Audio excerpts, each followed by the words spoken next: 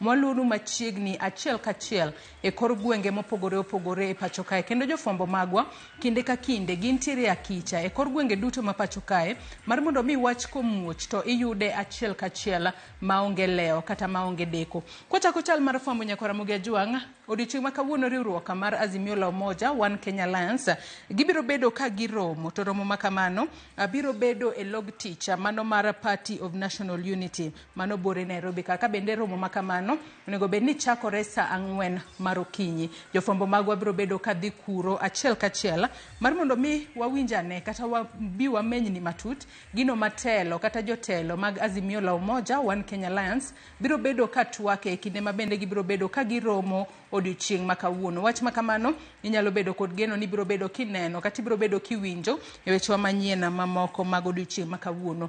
Kopogore kod mano, wach machielo mabende waluono odiochieng' ma kawuono, nyaka Ramogi Ajwang' otudore kod chenro kata yango chenro mar rito ratich nyithindo kata mano mabende iluongo kanyo kod dho ngere ni Child Safeguarding Association of Kenya. Odiochieng' ma kawuono ibiro bed ka iyawo ayanga chenro mar rito ratich nyithindo ka bende wendo modhial e chenro makamano biro bedo jaod bura e kaunti ma Nairobi kae kata women rep e kaunti ma Nairobi Esther Passaris ema biro bedo ka telo ne chenro no mar rito ratich nyithindo ka bende chenro makamano biro bedo ka kelo jokanyo mopogore opogore e romo ma bende biro bed kibago e magawa moro bore Nairobi kae ka romo makamano nego bed ni chakore okinyi makawuono obro kelo jomopogore opogore kata jogo mawuok e sectors mopogore opogore mabende onywako lwedo mar neno ni ratich nyithindo orit e yo makare maonge rocho ratich nyathi moro amora. Ka bende romo makamano geto mar ting'o malo higni mathoth mosebed ka itemo godo rito godo ratich nyithindo e pacho kae mano kotudore kod jokanyo mopogore opogore mabende osebedo ka keto ng'ala manyime weche mag neno ni nyithindo duto mantiere pacho kae ratiro margi kaachiel kod chal margi orit e yo makare. Wabiro bedo kwa luonu wach makamano achiel kachiel e kinde mabende obiro bedo kotimore odiochieng' ma kawuono. Kopogore kod mano, wach machielo mabende wabiro bedo kwa luonu nyaka Ramogi Ajwang' otudore kod gope mabende pok ochul e pacho kae. Wang'e ni sirikal mamalo mano mar national government kaachiel kod sirikal mar kor gwenge osebedo ka temo mar mondo mi gichul gope. Kata kamano nitiere gope moko manyaka sani pok ochul. Mane momiyo odiochieng' ma kawuono jagoro mongirore e migawo mochung' ne wechego mag arita mano Dr. Chris Kipto kaachiel kod jogoro mamoko kata jogoro mongirore mamoko e migepe mamoko odiochieng' ma kawuono gibiro bedo ka gitwaka kod jofwambo ka bende romo makamano biro bedo ka timore National Treasury Building mayudore e orofa mar 14 mano bore Nairobi kae ka bende gibiro bedo ka gitemo menyo ni en okenge mage ma sirikal mamalo osegoyo e temo chulo gope mapok gichulo. Mano sirikal mamalo kaachiel kod sirikal mar kaunti mar mondo mi gine ane ni ponono gope mapok ochul to ere kaka inyalo chulgi e yo makare. Kalore ni deko ma ok ochul gope osebedo ka kelo midhiero mopogore opogore ahinya ahinya kowuok e wego rak maponono osechwalo services mopogore opogore obed mano ne sirikal mamalo kata mano ne sirikal mar counties kapok ochulgi omenda margi e wang'sa. Thothgi siko ka yuagore ka giwacho ni gibiro bedo ka gitimore nade. Moko kuom jogo mabende biro bedo e romo makamano gin jokanyo mago mag kamiti mabende ochuogi mar mondo mi ononane weche mag gope mapok ochulo bed mane sirikal mamalo kata sirikal mar kaunti. Ka bende romo makamano biro bedo ka chakore sa 4:30 mano mar okinyi makawuono. Jofwambo magwa biro bedo ka chopo kuro mar mondo mi wabi walerni ni ponono gin gope mag omenda maromo nade mapok ochula sirikal mamalo to ponono gin okenge mage ma migawo mar wechego mag omenda dwaro kawo mar neno ni gope makamago ochul mapiyo piyo maonge leo moro amora mar mondo mi jogo ma sirikal nitiere kod gopegi gin bende giwinjane wega ka koro giyudo pesa monego bed ni chulo gi. Gope moko osebudho kuom thuolo malach kata kamano sirikal osebedo ka temo matek mar mondo mi one ane ni inyalo tiek gope makamago e yo machalo nade. Waluonu weche moko e counties magwa e county ma Homa Bay gino mabende waluonu machiegni odiochieng' ma kawuono otudore koda kaka mano msalaba makwar riwruok mar msalaba makwar kata Kenya Red Cross kotudore kod M-Pesa Foundation kaachiel kod migepe mamoko. Odiochieng' ma kawuono gibiro bedo ka gintiere e chenro mar pogo chiemb kony kaachiel kod gik mamoko ma ok gin chiemo. Ka gigi biro bed ka ipogo ne familia miche gi miche ma bende noyudo midhiero e kinde ma koth mapek mar El Nino ne chwe pacho kae. Nitiere familia Buora mayudore Rachuonyo North, mane sub-county mar Rachuonyo North e county ma Homa Bay.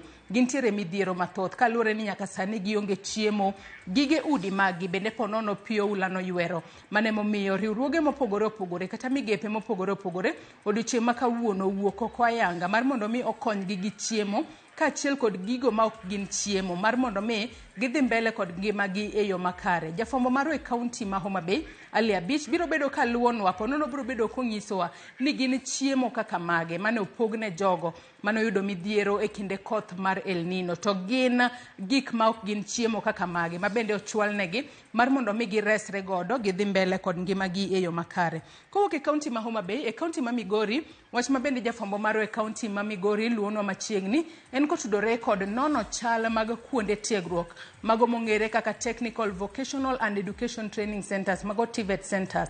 Jojume kaunti ma Migori odiochieng' ma kawuono abiro bedo ka nononwa chal mar kuonde tiegruok ma kamago kata vocational centers mayudore e gwenge mopogore opogore kaunti ma Migori kaachiel kod counties mamoko. Mar mondo mi wabi wanyisi ni ponono kuondego ponono gintiere kod courses mage ma jopuonjre nyalo ndikre. Wang'e ni nitiere jopuonjre manotimo penj mar KCSE. Nitiere moko kuomgi ma biro bedo ka donjo e mbalariany, moko kuomgi biro bedo ka donjo e kuonde tiegruok mag TVET. Kata kamano, ponono gin okenge mage ma kata kuonde tiegruok ma kamago oseketo piny mar rwako jopuonjre ma bende biro bedo ka riwore kodgi. Wach ma kamano jafwambo marwa e kaunti ma Migori Jojoma biro bedo ka luonwa achiel kachiel. E kaunti ma Kisumu, nyako Ramogi Ajuang, wach ma bende waluonu, ang'eni kisebedo kineno weche manyien mago, isebedo kineno achiedh nade makoni kod kocha, mosebedo ka kwako mano city manager e kaunti ma Kisumu. Odiochieng' ma kawuono, johala matindo e kaunti ma Kisumu biro bedo ka bago ng'anyo e kaunti ma Kisumu ka gikwedo telo mar Abalawanga kaka city manager e kaunti ma Kisumu. Gisebedo kagiseyo city manager Abalawanga ni siko kamuko kuondegi mag timo hala okosebedo kotayo boma yo makare. Mane momiyo odiochieng' ma kawuono giriwore lwedo mar mondo mi gibag ng'anyo mamuol e kaunti ma Kisumu ka gikwedo Abalawanga. Ka bende ne gidwaro mar mondo mi Abalawanga ogol oko kaka city manager e kaunti ma Kisumu. Jafwambo marwa e kaunti ma Kisumu mano Millicent Adhiambo biro bedo ka luonwa ng'anyo makamano kendo wabiro bedo kwa tudre kode e chenro mar mbako romo mar mondo mi wawinjane ni to gidwaro ang'o e kinde ma koro gibago ng'anyo ka gikwedo telo mar Abalawanga kaka city manager kata jatenda boma ma Kisumu. Nyako Ramogi Ajuang gi kanye mwachopo gode giko mar chal mar fwambo kinyi makawuono. Kata kamano, pod waluonu weche mathoth, weche matimore sirikal mamalo, kaachiel kod weche matimore sirikal mara kor gwenge. Mago duto nyako Ramogi Ajuang inyalo bedo kod geno ni kuku kaachiel kod tiende ibiro bedo kiyudo weche manyien duto mago odiochieng' makawuono. Akaw yueyo madundo gi sani, tok yueyo to nyawadwa Cleophas Oluoch donjo kod mbaka e chenro mar mbako romo. Kik idhi mabor.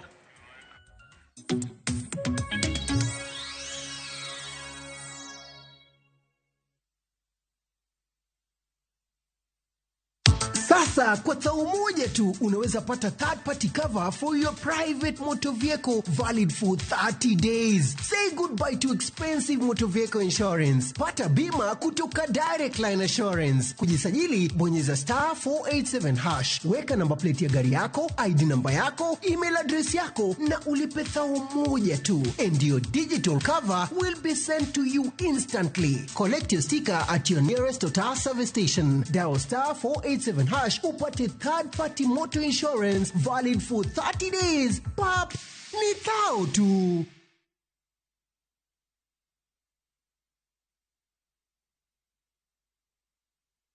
Jumbo View Travel clients. No money? No problem. Travel now, lipa later. Na View Travel. Masai Mara or Amboseli, 3 days from 14,500. Savo, 3 days from 22,000. Mombasa or Diani, 3 days from 16,500. Malindi or Watamu from 25,500. Dubai, 5 days from $650. India, 6 days from $840. Thailand, 5 days from $1,190. Santorini or Mauritius, 5 days from $1,160. Maldives, 5 days from $1,799. Bali, 5 days from $2,000. View Travel. Dream. Explore. Discover.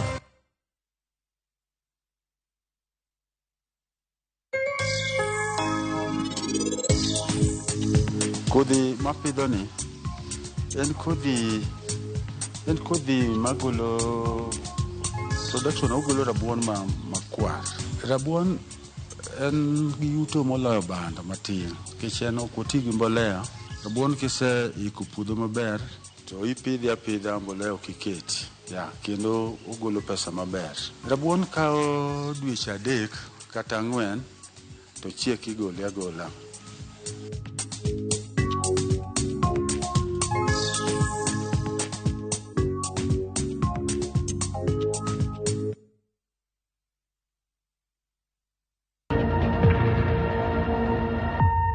Obed pau siasa, ohala, telo, thieth, jiwo ratich oganda, kata mana somo. Ka onge jiwruok e kindwa to ok wabi bet. Ng'ama miyo, duonde kata tekone nyisore e okang' mamalo. Dhowani kan duso mach. Wuo gi ng'ama nyalo wuoyogo many network ni. Kamora mora ma intie pachoka. Mine osekelo dongruok mathoth e pewe magimako, kendo lony margi kelo lokruok mathoth. Asementa ji moromo kendo I'm very proud of that. Winj lony, jip kod puonj magichiwo. Gimoro amora midwa timo, tim gi tekoni te gi chunyi te, nikech mano kende e yo minyalo dongori godo motegno. Ngeso ka ngeso e chenro mar Mine Wacho kod Jaelieta.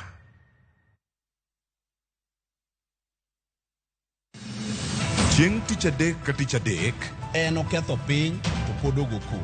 Ji dhinyore te kanyo kar jopiny. Magi duto yudore mana e Ramogi TV. Yani ene ubiro ga bora ne ubiro to otengo abiro timo numa gima abiro timo okono timo jo Kenya bu uso gi wund ma pile Buch jopiny. To nitie kuonde moko bende japiny mane ogolo lowo mondo olosgo kembegi eki. Nisani koro kembego eki ibiro usi maduonde japiny ok owinji e od bura miluongo ni Parliament. Nyinga Trevor Ombija, Jandingo Panga, Jonyakach Dendo Nombija Tai, Nyakwar Guok Kocha Pesa. Tich adek, sa adek otieno. Kik bai.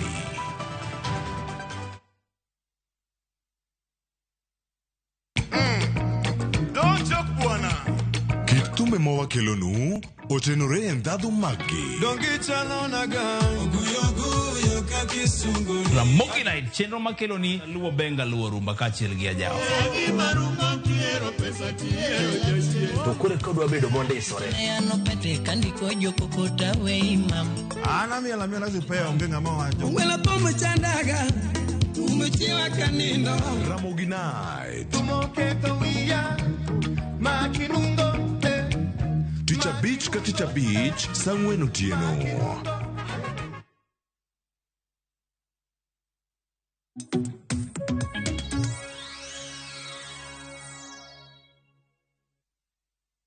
Nyakoro moge juango ya urekinu machini wantie kae chenro mara mbaka oromo. Wadago mbaka kae kautenre kod kaka ichudo wechego mago sara ma ichule counties ma opogore gi achiedhe nade makoro bede kwake kanyaka sani nyakoro moge juango kwan mantiere gin kwan ma nyabedo kanyo ni nyalo bedo ni Bogo county mari ma iwuoke mano ma ichule osara mag jotije dwe ka dwe. Budget ma county golo nyakoro moge juango kwan mamalo dhiga mago mwacho ne gin recurrent expenditures kama matin ahinya mikao tiketo e wechego mago maga timo dongruok. Nyaka sani kaluwore kod report mano mar jaga budget ma pacho ka Daktari Margaret Nyakango olero kar kanyo ni bende gima ntiere en ni oganda mathoth osebedo ahinya ka ichulo mano kawuok e counties ma pacho kae manyalo bedo ni nyaka sani achiedh nadegi biro kaluwore kod ang'o. Ramogi Jwang yangore ni nitiere counties mopogore opogore. Okinyi ma kawuono ang'eno wadabedo kaka watwa kod jalony e weche mag uchumi mano CPA Evans Ogutu ture kod achiel kachiel ka nitiere county ma Migori adamana mondo miyo ka thuolo ni omose oganda wa ka wachako higa manyien teni higa manyien ma wachako ka nitiere ketho report mayango ketho omenda kata tiyo gi omenda rietha e counties wa. Oyaro ahinya CPA Evans Ogutu Migori ucheyo machal nade. Happy New Year mose oganda wa kato wachaka network. Amos oganda jokanyanam ni oyawore uru. Eru kamano sani wachako higa manyien koro nikech pok watudore e yamo anyalo moso gi ni New Year nochakore maber kendo apani kawuono kata kiny watieko Januari wachako February. En adieri kleo ni charity begins at home. Wasebedo kwa ng'eyo weche mag omenda kaka tiyo sana sana sirikal mamalo mar national government. To king'eyo matut ibro yudo ni sirikende wa mag kor gweng' wasebedo kwa keto focus kuomgi. Omiyo en adieri ni report ma Nyakango nogolo control of budget ok en report moro manyalo bedo maber ahinya kaluwore gi duoko ma koro golo as per first quarter ma 2023-2024. Sana sana weche mag chudo mag omenda mag msara kod weche mamoko mang'eny ma owuok e report no. Erokamano ahinya. Erokamano ahinya. Ramogi nyalo penjore ni kwan go to chal nade. Wanegi anesa na achiel kachiel gin kwan mage mago mag counties. Chudo mosebed kanyo ka itimo mago chudo mago sara. Osebed kata kitimo gi yo mag lony manyachon kata omenda ching ma ichiwo. Chudo mago sara chal kama kwa mondo dhi kod achiel kachiel. Mamo kuongo county ma Nairobi osechulo sara kaka lo lony mano manyachon kata manual payroll system. Mano manual okokete kumoro amora e mbui. Gisechulo sara ma romo $1,350,000. County ma Homa Bay osechulo sara kokalo e lony manyachon maromo $240,900. County ma Laikipia nitie kar kanyo osechulo sara maromo $165,500. E counties mamoko bende gisebedo kanyo ka gidhi e yo machal nade. Ma ok warango counties mamoko mosebedo kata ka chudo gi omenda aching e iko omenda wacho first quarter mar 2023-2024. County ma Garissa osebedo ka chulo sara mano ka gitiyo kod omenda aching mano ka okalo weche gi mago mag manual payroll maromo 143.8. Mombasa mano $112,000. Machakos $108,000. Ntie machielo bende counties moko ma bende pod chudo gi lony mano manyachon. Kakamega nitiere kar kanyo kod osechulo $152,600. Marsabit bende ntie kar kanyo kod $806,500 mago sara magisechulo. Mandera osechulo sara maromo $991,000.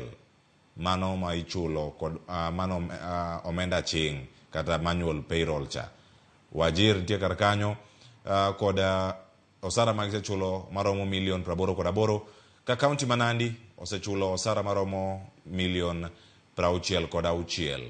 Mano e komenda mar 2023 2024 kwota mokwongo. Bomet ntie kanyo $52,900. Kitui $1,088,000. Makweni $52,000. Kamuranga nitiere kanyo kod $67,000. Magi omenda ma osechul kata kaka weche gi mago mag siro mago sara mosebed kanyo ka ichulo e counties ma opogore. Magi kwan mantiere kar kae. Tang'eni magi kwan manya bedo ni buogo oganda ahinya. Tainya banka controller mar budget kata jaga budget mapacho ka Daktari Margaret Nyakango wacho kanyo ni counties osetiyo kod omenda maromo $3 billion e chulo sara machal kamagi. Counties gi thoth mago mana moko mano yero kanyo mondo mi waket nigi monegi ne achiel kachiel kama gintiere karka. Adana kele twak Evans, CP Evans Ogutu ka intiere county ma Migori. Ma en kwan minyalo wacho nade sani ka wantiere kodika magi kwan mabende oganda yudo gi buok ahinya mana kaka noyudo gi karka yudo ni county ma Homa Bay osechulo sara mano ka wakalo e lony manyachon cha maromo milion 240.9. En ang'o manyalo bedo ni timore to ma luore ni nitie gino mano nego bed ni kichakete tim higa mar 2022 mano tiyo kod mbui manyien mano IPPD mabende nyaka sanya bedo kanyo ni adier gin gik mage integrated personnel and payroll database ni bende itiyo kode yo makare counties wa achak kodi twakora yanga ukinyi makawuono. Ero kamano koro kaluwore gi report mano mowuok kuom control of budget mane wacho ni counties osebedo ka chudo e yo ma ginyalo luonge dho ngere ni manual kata en chudo aching' ma ok okadho through the mbui. Sirikal noketo migawo mag chudo e gimiluongo ni IPPD, Integrated Personnel and Payroll Database, mag biro konyo counties mondo mi wabed gi system and checks kwachulo sara. To chutho kleo ng'iyane matut nikech wang'iyo ni Homa Bay County no chulo pesa dite e payroll kaka first quarter nowuok. Iyudo ni Homa Bay County no chulo pesa mar $1,888 e payroll margi. Mana according to the report mane gi issue to the control of budget. E pesa ni $647,000 ne gichulo through IPPD. To $240,000 ne gichulo aching'. En ang'o mane nyalo kelo gini e chudo aching'? According to report mane Homa Bay County ogolo, ne giwacho ni ne gindiko joma nyien ma gindiko ni mago are revenue enforcement officers. To king'iyo kata mosach gi compare first quarter ma higa ni to gi first quarter ma higa mokalo, iyudo ka mosach mar Homa Bay the same gini luongo ni relative period mar last year mar first quarter Homa Bay nyocho tiyo mana gi 576 million e first quarter mar July, August gi September 2023. To sani gitiyo gi milion 880. Manyiso ni msara mar Homa Bay omedore gi milion 312 king'iyo gi similar period. Ang'o manyalo kelo gini? Nitiere gimiluongo ni unique personnel kata personal numbers manyaka ibed go mondo mi IPPD oyieri. Ka en adieri ni jo Homa Bay no ondiko revenue enforcement officers manyien, ni emane nyalo miyo ni msara ni obed ni jogi poko oyudo unique personal numbers gi, to nyalo bedo ni anto kang'iyo pesa me ondiki ni gichulo through manual payroll, to kata na bed ni gin jojuok aila mane, to pesa no ok nyalo bedo ni oromo mana jojuok nikech pesa no ng'eny kabisa. Nikech rate mar jojuok inyalo yudo ni gin around 20 to 30,000 mane ka indiko gi at entry level. To jojuok mang'eny be kapok kondiki indiko gi ga on those contract terms magi mondo mi gi actualize gi momiyo ondik gi e county. Koro anyalo wacho ni report manogol gi control of budget nyiso ni Homa Bay County poko kao migawo ma rang'eny mondo mi gi lock issues moko mag payroll system gigole manual to IPPD. En pesa mang'eny kabisa nikech en 27.1%. Compare gi counties wa makaluo ka. Ibro yudo ni Kisumu otiyo mana gi 5.9%, manyiso ni 74.1 million e manual. King'iyo Migori notiyo mana gi 20.4 million manual. King'iyo Siaya notiyo mana gi 52 million manual. Manyiso ni kaluwore gi data ma wan godo, to mar Homa Bay ni no dhi malo, lakini kleo gima important manyaka wang'i. Seche mane Homa Bay kata kadho budget magi mag msara, inya yudo ka apart from the smiling face mag jo Homa Bay, nitiere account ma struggle. King'iyo ka kitimo analysis mag budget margi, ibro yudo ni Homa Bay operations and maintenance budget margi motingo nyaka msara gine recurrent budget motingo compensation michulo go jotich to gi pesa mar operation and maintenance ibro yudo ka Homa Bay pes gi mang'eny die chudo iwinjo mar msara. In fact, over and beyond the regulation manobedo set in 2015, the Public Finance Management Regulation, manyiso ni okoningi kal 35% mar pesa mar county kichulo go osara. To Homa Bay, as at now, gain at percentage of 46% and increasing. Erokamano ahinya. To report machalo kama ka igole kinde ka kinde mana kwota mokwongo to aneno kama gik mosebedo kata katimore penjo nitie maduong'. Debed ni kae kama jotije manyawa nyalo bedo ni donje to magi bende rode manyalo bedo ni ichulo gi godo. Kwan ma be nyalo bedo mana ni malo. Kwan counties mamoko ba ne mana kaka bende report makamano yango gintiere piny mar $100,000. Tiende ni onyalo bedo ni jok ma ondiki manyien gi mana kaka iwacho kanya report no ndiko jo manyien manyalo miyo gik makama gidonjo gin gik mage bende manyalo kelo omenda makama bende oidh malo ahinya kata kerango idho malo moidho go county ma Homa Bay gikar ndiko jotije manyawawa ponono ka gintiere ng'ato ka ng'ato nego bende timre yo machal nade.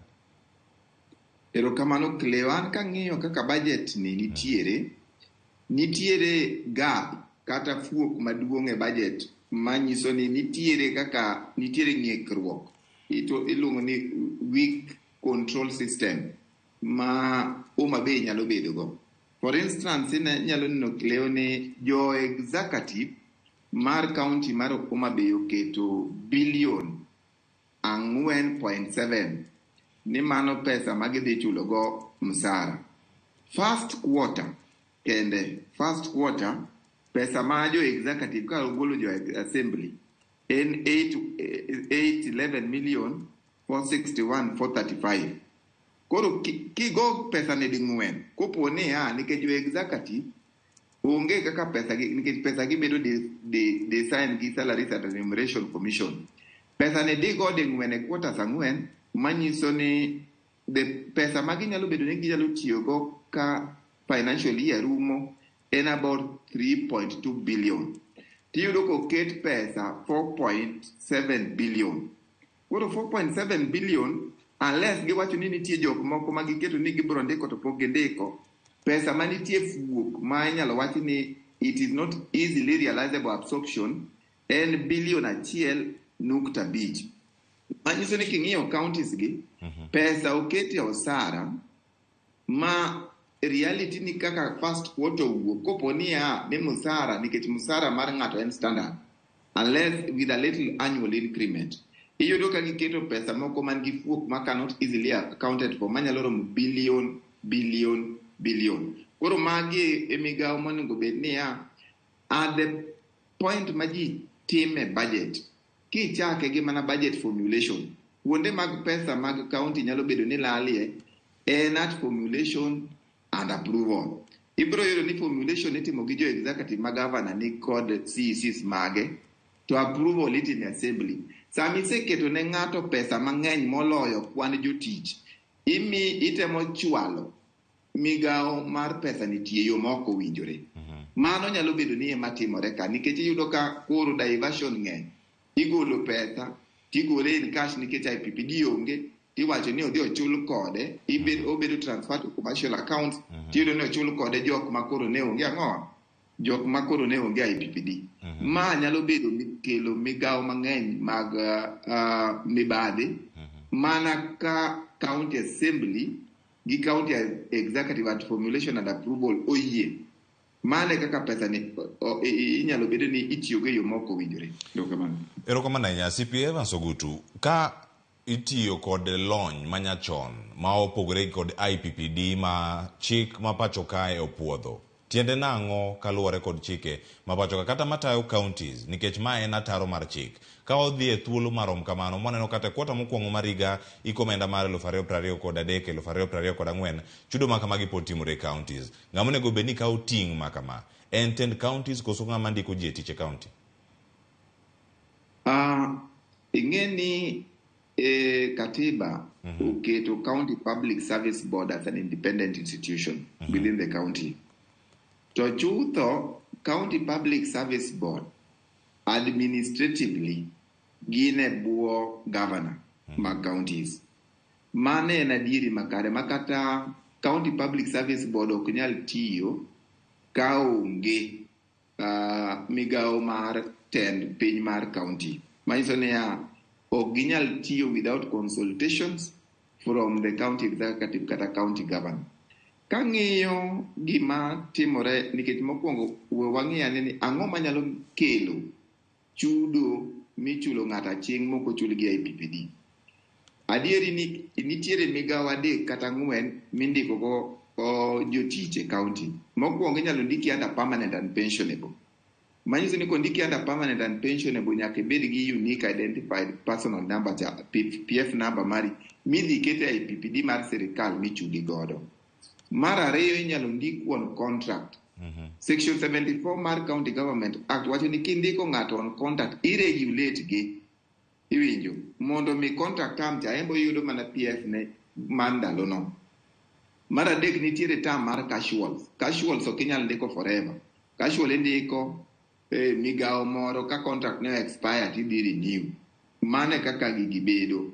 Omiyo onge thuolo mar sirikal manyalo yie ni ochuli aching. Sirikal o recommend ni ochul ji e IPPD. Omiyo ng'ikruok makamani ok onyal bedo ng'ikruok mar governor kende unless jok mondik gi ondik koko puodh gi County Public Service Board. Kopo ni no puodh gi Public Service Board to ng'ikruok ni owuok kuond ji ariyo. Governor nyaka bed held responsible to gi ng'ane to gi the County Public Service Board. Nikech en adieri ni ting' aila ni oningo bed ni gin ting' maginywako. Ok ni pesa duto ni dagol pesa chieng' malo tikele county koki manyo jok minyalo ndik godo. Nikech sani wan gi 1 year gine is almost sekalo 1.5 years in terms of financial statements. Manyiso ni kata ne bed ni jogi ne manyo personnel identified numbers gi tani thuolo nosebedo moromo gi mondo mi jogi oyud gigi minyalo ndiki go IPPD. Omiyo chudo through manual payroll to koyie e chik sirikal. E chik sirikal mabende noaneno kar kacha kinde mokalo thuolo mar tiyo kod manual system ni miwacho ni manual payroll ni mai e gima osekelo chudo kata lal mag omenda mathoth ka omenda gi dhi e chudo mag jotije manyawawa kata ghost workers jogi ma ok opuodh mondo mi ondik gi e counties. En ang'o manyalo bedo ni itimo ne jogi nikech eri chudo kata kiwacho ni ichudo ne jogo mane ondik manyien to jok mondik manyien gi kama gintie moko nyalo bedo ni gin jotije manyawawa. Kinde ma gitimore chike ma pacho ka wacho ni koyudi ka en gi obok mabandia oyudi ka isetiyo kendo iseyudo kichamo osara kuom thuolo moro malach chieng' momaki modonjni e doho ma ong'ad buchi e yo makare onego bed ni ichulo osara ma isebedo kata ka iyudo e thuolo no duto ka gin higni 10 misetiye apisno kata oyo. Thuolo makoro waneno ka gik makamagi timore omenda maromo kama ichulo debed ni mae rot maduong' manyalo bedo ni nitiere e counties wa hinyore kaluwore kod wechegi mag jotije manyawawa. CP Evans Ogutu inyalo lere yo machal nade kama en achiedh nade maduong' mamago counties wa ng'ama nyalo donjo negi godo kata report mar Nyakango koro kuom ranyisi osegole ntiere oko ang'o mabiro bang'e en mana ni mondo jopiny ong'e ni gik makamagi timore counties koso. Erokamano king'iyo budget marwa budget marwa opogo nyading'wen. Opoge formulation, opoge approval, opoge implementation gi audit. Gima sani watimo wang'iyo budget implementation en stage mar adek. Ka ema Nyakango donje, ka ema county assemblies wadonje. Chutho yudo ka county assembly wagi akia ni gionge teko mar table report ni kata ginyalo discuss nikech iyudo ka county assemblies magwa most of their funding pesa giwuok e county executive. Omiyo iyudo ka gin gi luor moro ma kopo ni gidwa wuoye wechegi to bedo akia ni gin gi ng'ikruok mane manyalo mono gi wuoye wechegi. nikech chutho ka ripodni osebedo published gi controller of budget, onego bed ni obedo tabled e county assembly, kendo county assembly onego bed ni timore nade, onego bed ni discuss report aila gi. Ka report owuok marach, en migawo nikech bad sirikal mong'i ni cheko county executive nyaka county public service board en county assembly. Omiyo county assembly nyaka bed gi mijing'o mar ng'iyo nonro, nikech adieri pesa mowuok malo e sirikal ma national treasury kabiro e county to biro kuom jok midwa chula aching $240,000 kata milionde moko manene counties mamoko gi, ok en pesa ma can easily be accounted for. En pesa ma koro weni chief officer finance mani e county level ema ng'iyo kaka inyalo ti kode, nikech kata IFMIS, Integrated Financial Management Information System matiyo, ok nyal capture gi. Koro yudo ka magi e pesa mitiyogo e diversion, kendo giti e rang'eny, nikech mondo mi verify gi becomes a big problem. Manyiso ni mondo mi ong'e ni pesa gi notiyo e yo manogolnego malo tek, nikech magi an achalo mang'amo wacho ni miya pesa adhi chulo ng'ane gi ng'ane gi ng'ane. To chulo ng'ane gi ng'ane gi ng'ane no to ok obedo captured in any database. Ena manual kama. Omiyo wan ok wanyal siro pesa migole national treasury ni dhi chulogo ji through manual payroll. Kendo wadwa temo jiwo members of county assembly from all the counties magwa, sana magwa mag Luo. Kuseneno budget review report mogol gi control of budget, tafadhali table uru budgets go e county assemblies mondo mi jopiny discuss gi, mondo mi jopiny ong'e kuonde ma pesa gi nyalo bedo ni tiyo e yo moko winjore. To sana county assemblies be nyaka konywa, nikech ok unyal bedo nuketo pesa ma en blanket unless ni en a very structured plan ma county executive oketo go gima gidwa timo gi pesa ni. Ka giketo pesa ma excess ni gidhi ndiko ji, ondik ji, to ena pesa moro moket kanyo ma en excess, kar kawo pesa moro ma excess which cannot easily be accounted for, gikawo pesa ni giduoke development mondo mi jopiny oyud dongruok. Erokamano ahinya. E counties mamedo ji e system mopogore opogore, nitiere mano mar IPPD ma osebedo kanyo ka itiyo godo kaka lony manyasani e weche gi mag chulo osara.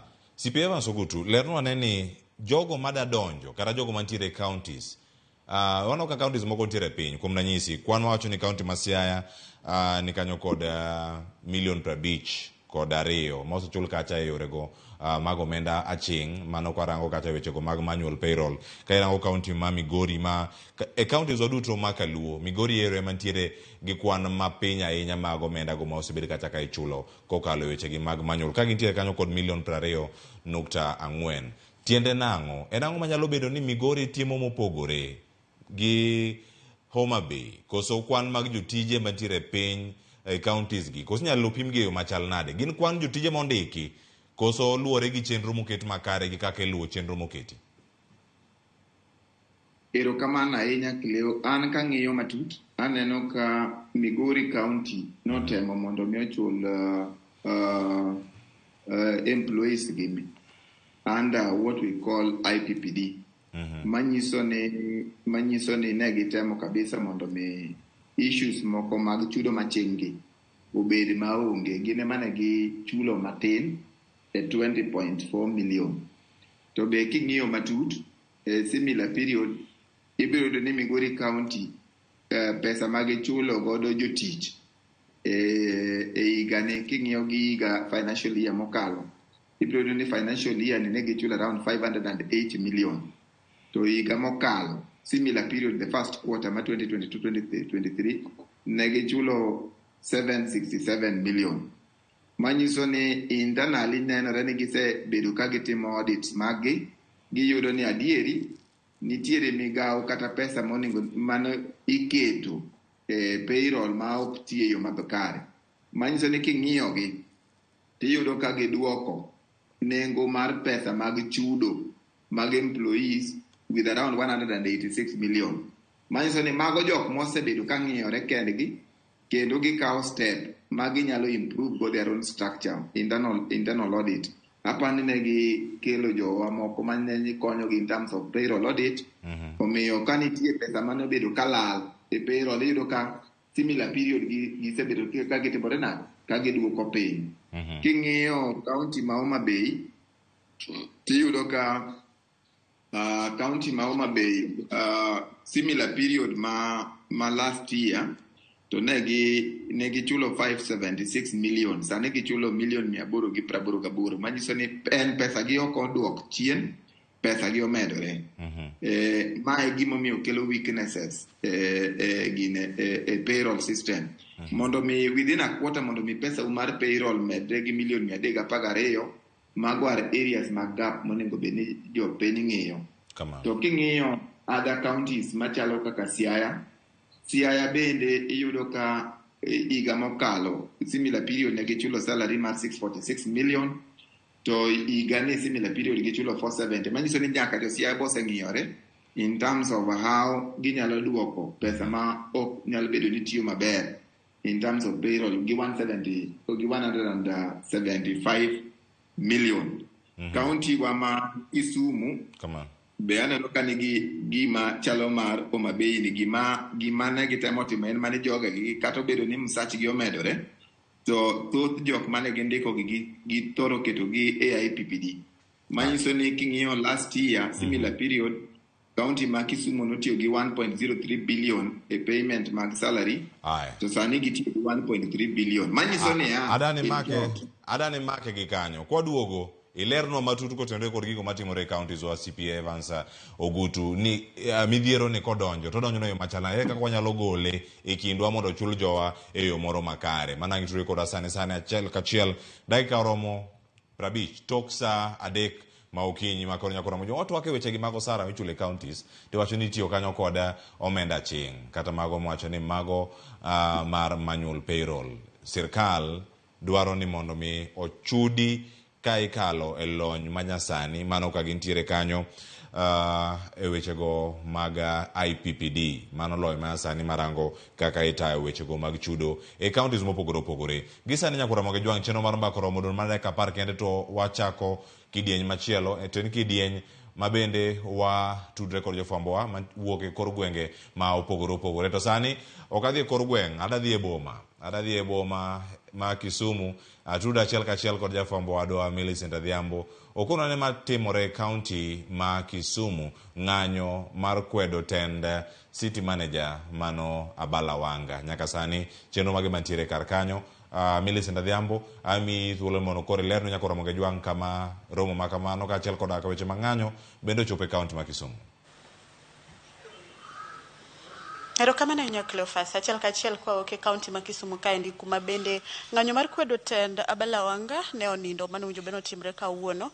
Kata kamano kani kalo e chuny boma ma Kisumu ni nyalo neno kani tiere mach monosemoki kuonde opogore opogore. To gi seche gi kiwan kod moko kuom jotelo mag kuonde loko ohala mopogore e county ni kata e chuny boma ma Kisumu ma wan go kaendi ma wadwani wawinj pachgi ka gin to giwuok oko ka giwacho ni winjruok nosebedo kendo gikwedo mamalo ng'anyo makamano ok gin jogo ma obago ng'anyo no ero. Wadwani wawinj kowuok kuom mondo gilerwa ni to en ang'owa madhi nyime, to adier ni kanye tang'o mowinjo bed ni otim mondo mi kwe e kind johala kod tend Abala Wanga ma bende ng'iyo kaka chenro mag boma ma Kisumu owinjo bed ni bedo e yor dongruok, owinjo bed ni dhi mondo giduto gita boma e yo mokwe. Abro chako kodi machiegni mondo ilernwa kaka nilero cha weche kaka nobedo mana chenro mowinjo bed ni timo kod gima owinjo bed ni johala timo. King'iyo kamera chagi nyingi gi gima yu. Erokamano ahinya, an Councillor Robert Otuge, an achiel kuom councillors mogik manotiye Kisumu City Council.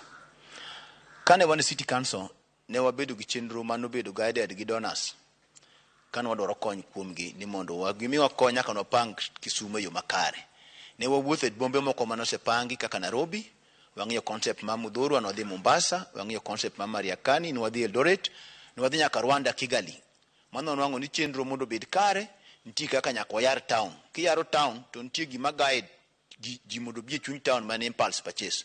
Kind bengi gi kama ji lore mtoka. So nakoro nyaka wayar bus parks. Moro wateri Otonglo, moro wateri Nyamasaria, moro wateri Mamboleo. So magi ne wacho ni koro nyaka johala wuogi iya kaka dok chien kocha. Chirni be nyaka ne med ger kuonde mane thuolo nyan wangre mondo johala obedi chirni go, koro miyo ok mi ji bed ma odhogore e town. Machielo kendo wayudo ni traffic conflict bende nyaka pangi. Mtokni gi tuk ga piko gi jotielo ok nyal riwore kamoro achiel ma ngima bed makare. To be jok nyal bed lor kamoro amora to idho mtoka kamoro amora nyaka ji bed kama opangi. Koro magi chenro man wapango to kwatiyo kapok nwa wabede kinde 2008 ga 2013. Koro magi odhi mbele ndalo ranguma ochako odhi mbele ndalo Professor Nyong'o.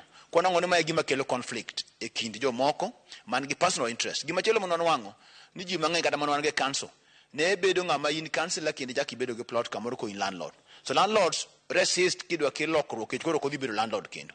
Chenro mar city wacho dwaro jo ohala monego mi kuonde mag timo ohala to ng'ato biro landlord kama jo ohala bete. Koro magi dakwayo ji duto ma johera mag city ma Kisumo kaka an ni wawiuru koko kendo kwa bedo jomoko madoko gik moko ni kare. Gima chelo mochak wayudo machandro ka ni jo gogo ma jo siasa mag jo UDA bodonje wachwa machendo Kisumo kane. Gikete pesa kendo gidagi nyiew ji mondo kel tungni Kisumo mondo ne kar Raila ok dhi maber. Koro mabe wakwedo kendo wakwedo ni jogo ma okawo pesa ka UDA mobiro ketho go sirikal mar Raila bo Professor Peter Anyang' Nyong'o wamobiro wuok ka jo ODM mondo waketi kama ne ogibedie. Pero kama na nya machiegni abro biro iri nikech lendo ne yango ni jo Nyamlori jo Garissa. Koro ka jakom mar Nyamlori in kaendi kendi chung kaendi weche ma ng'anyo ni nyalo wacho. Ero kamano. Gima dwa wacho en ni nyinga mokwongo iluongo ni Morrison Nono. Gima dwa wacho en ni incitement manono kuom johala jok mok timo ohala owe bede. Adwa kwayo ni johala ochik itgi kendo chik itgi ne authority kendo ne telo mantiere. Kachiwo example gi Nyamlori. Nyamlori nwabedo consultation gi the city management from the beginning. Bo miwa spaces Uhuru Business Park. Bo pogwa spaces go. Bo ng'ato ka ng'ato no mi space ne. Bang'e jomoko biro bo incite jowa ni mondo dhi e court ni giwe spaces manomigigo. Ne gidhi e court. Court nyose yalo. Bo dismiss case gino. Bo wacho ni gino miyo gi 60 days mondo gidhi gi kuma nomigi mondo gi usie. City manager bende ochako loso gi jo Nyamlori. Bo iso Nyamlori dhure spaces manomiu. Omiyo ng'ama wuok no biro ne incite johala to gin tok gin johala. Owerego kendo wakwedo wachno kabisa. Johala obed gi kwe owuog odhi e designated places momigi magi mag timo ohala man facilities manyalo konyo gi kanyo kaka pi kaka stima gi gimoro amora and security. Mano gima nyalo wacho. Anan nyaramba mana kaka nase wacho cha. Anan jakom Kibuye chiro maduong' Eastern Central Africa. Gima nyalo wacho ni cartels to podo timati mangono ne Kisumo nikech wadwaro kwe Kisumo. Kisumo wasebedo gi kwe kendo waloko environment ma kwe nitie. To king'iyo ng'anyo ma kawuono king'iye mos kata park kacha cha sani ni riembogi. Anakalo kanya yudo mana ka goons gi chokora mantiere kacha. Johala onge. Gini en interest mag cartels madwaro stalls to gi landlords.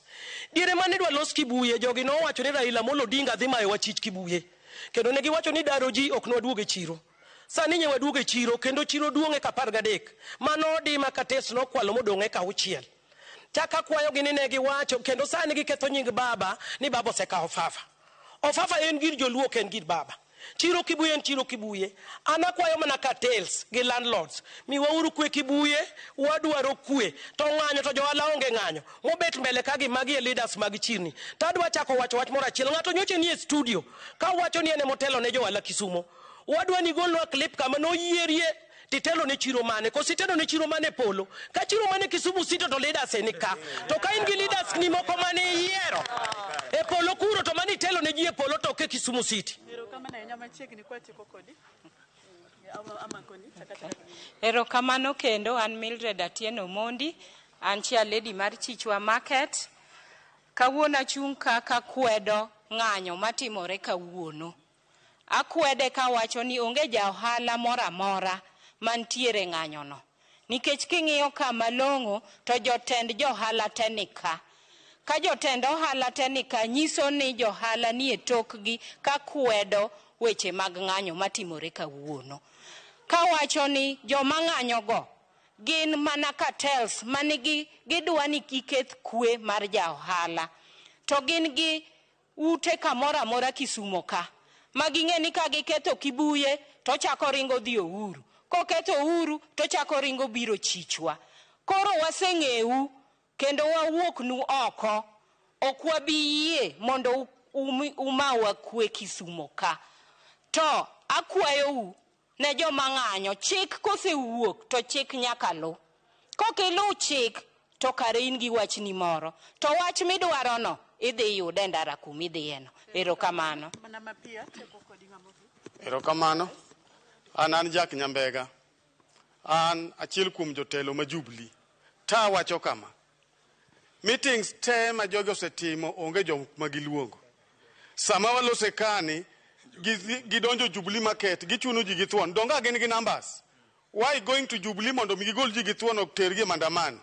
Mine manyo pesa matero go nyithindo school.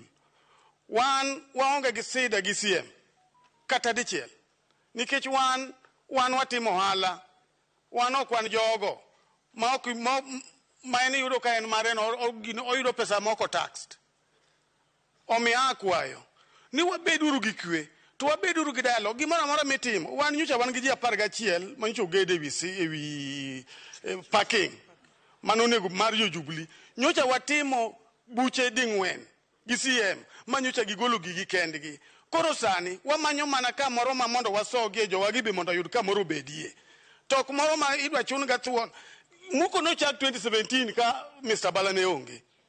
So yawa jaratiro mar oganda ne kanye ndalo mani muko ji 2017.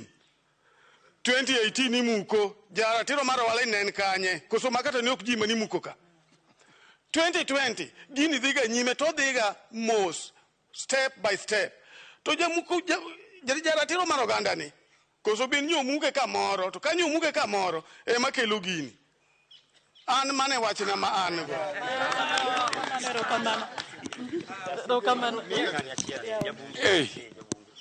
Iluonga ni Jabungo Oya. An achiel kuom jo business manie town ka. Tadwa wachonu ni gimoro ma Bala timo kaka Bala en gimo bedo approved cabinet ma inyong'o.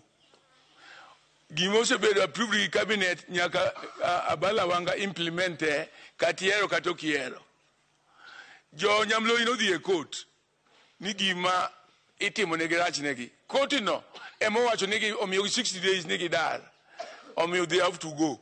Taika paga uchiel ko yudi kanyo ko is up to them. Mogik tawacho niya awacho na udi ogada. Na nkech luongo nying ng'ato ema ber ka ong'eyo gimotimo. Tich motiyo no ochule. Kendo ochule gi jo UDA. Mondo oketh sirkand nyong'o mondo nyong'o kik weg legacy mare kaka professor. Ineno ka nyong'o keto Kisumo beduro. Mano jo UDA ok dwar. Gidwar ni jo ODM nyaka fila kamoro amora. Mogik tawacho ni minister achiel mag nyong'o mag Abala e wachni or resign e cabinet ma nyong'o. Next week awule.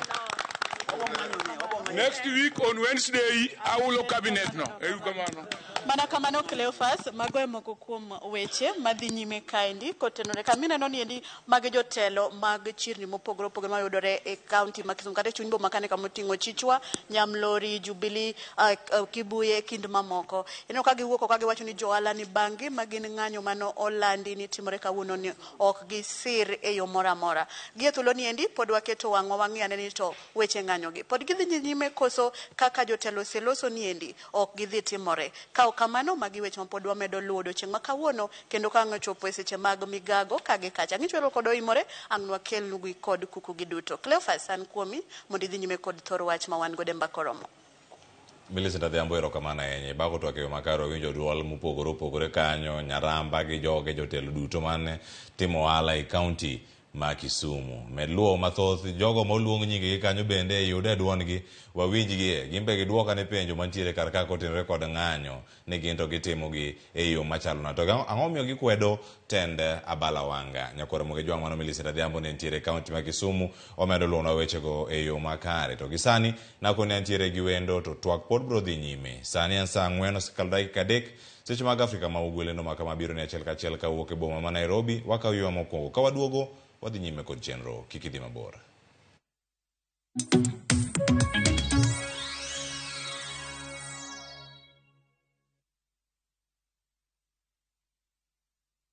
itikomanya na bongo tena kirengaki. Eseki. Asenye nja sobu kimabwana eno wengenjo mano.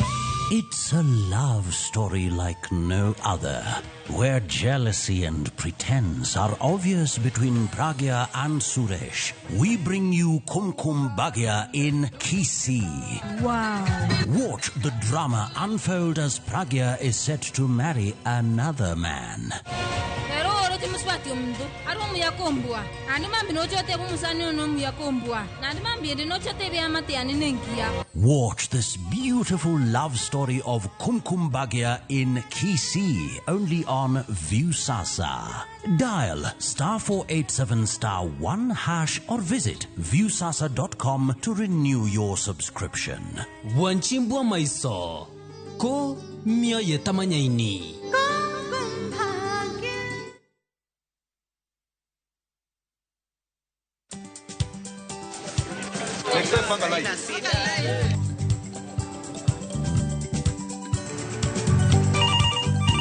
Tere, mambo ni mawili, kufikisha, kumwaga na kurudi. Kulala ni mwaka mpya.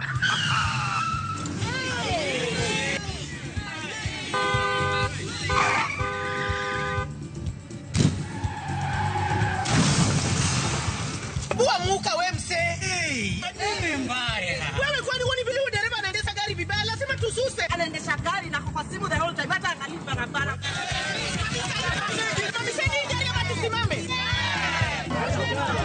Wewe dereva wewe, mwaka iliyopita peke yake watu zaidi ya 1000 walipoteza maisha yao barabarani kwa sababu ya tabia kama hizo. Hautatuangamiza tukiona. Naomba msamaha, nitampeleka vizuri. Si wameomba msamaha. Sasa tuende tusafiri kwa mwendo wa aste. Dere Smart hufikisha abiria salama. Ujumbe huu umeletwa kwako na NTSA kwa ushirikiano na European Union.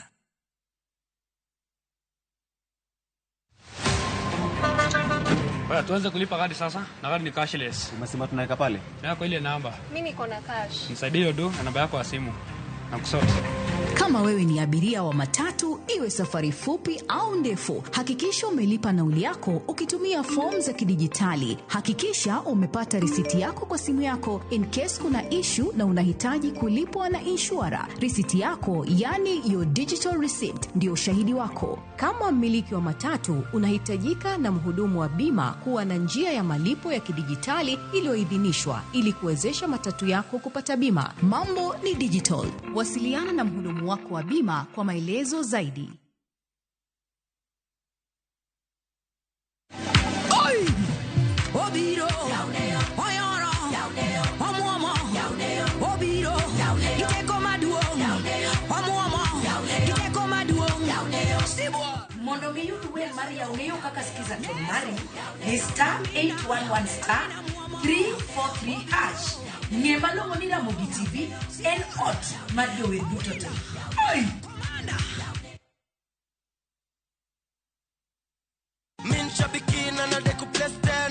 Naitwa Leonard Mwendoa, natoka Makweni. Kwanza ilikuwa missed call na nikaona nimetumiwa message, nikapiga tena, nikaongea naye, nikaona ni ukweli. Nitalibia mtoto wangu ako shule Karo.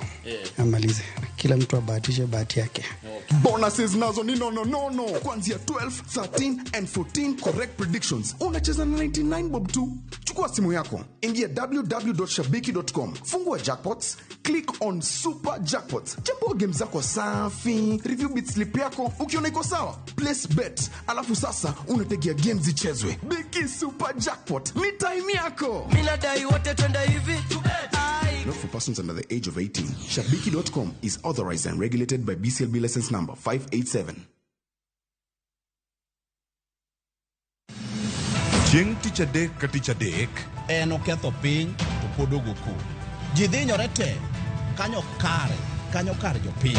Magi duto yudore mana e Ramogi TV. Yani ene ubiro ga bora ne ubiro to otengo abiro timo numa gima abiro timo okono timo jo Kenya bu usaul gi wund ma pile Buch jopiny to nitie kuonde moko bende japiny mane ogolo lowo mondo olosgo kembegi eki. Ni sani koro kembego eki ibiro usi maduonde japiny ok owinji e od bura miluongo ni parliament. nyinga Trevor Umbija, Jandingo Panga, Jonyakach Dendo Numbija Tai, Nyakwar Guok Kocha Pesa. Tich adek, saa adek otieno. Kik bayi.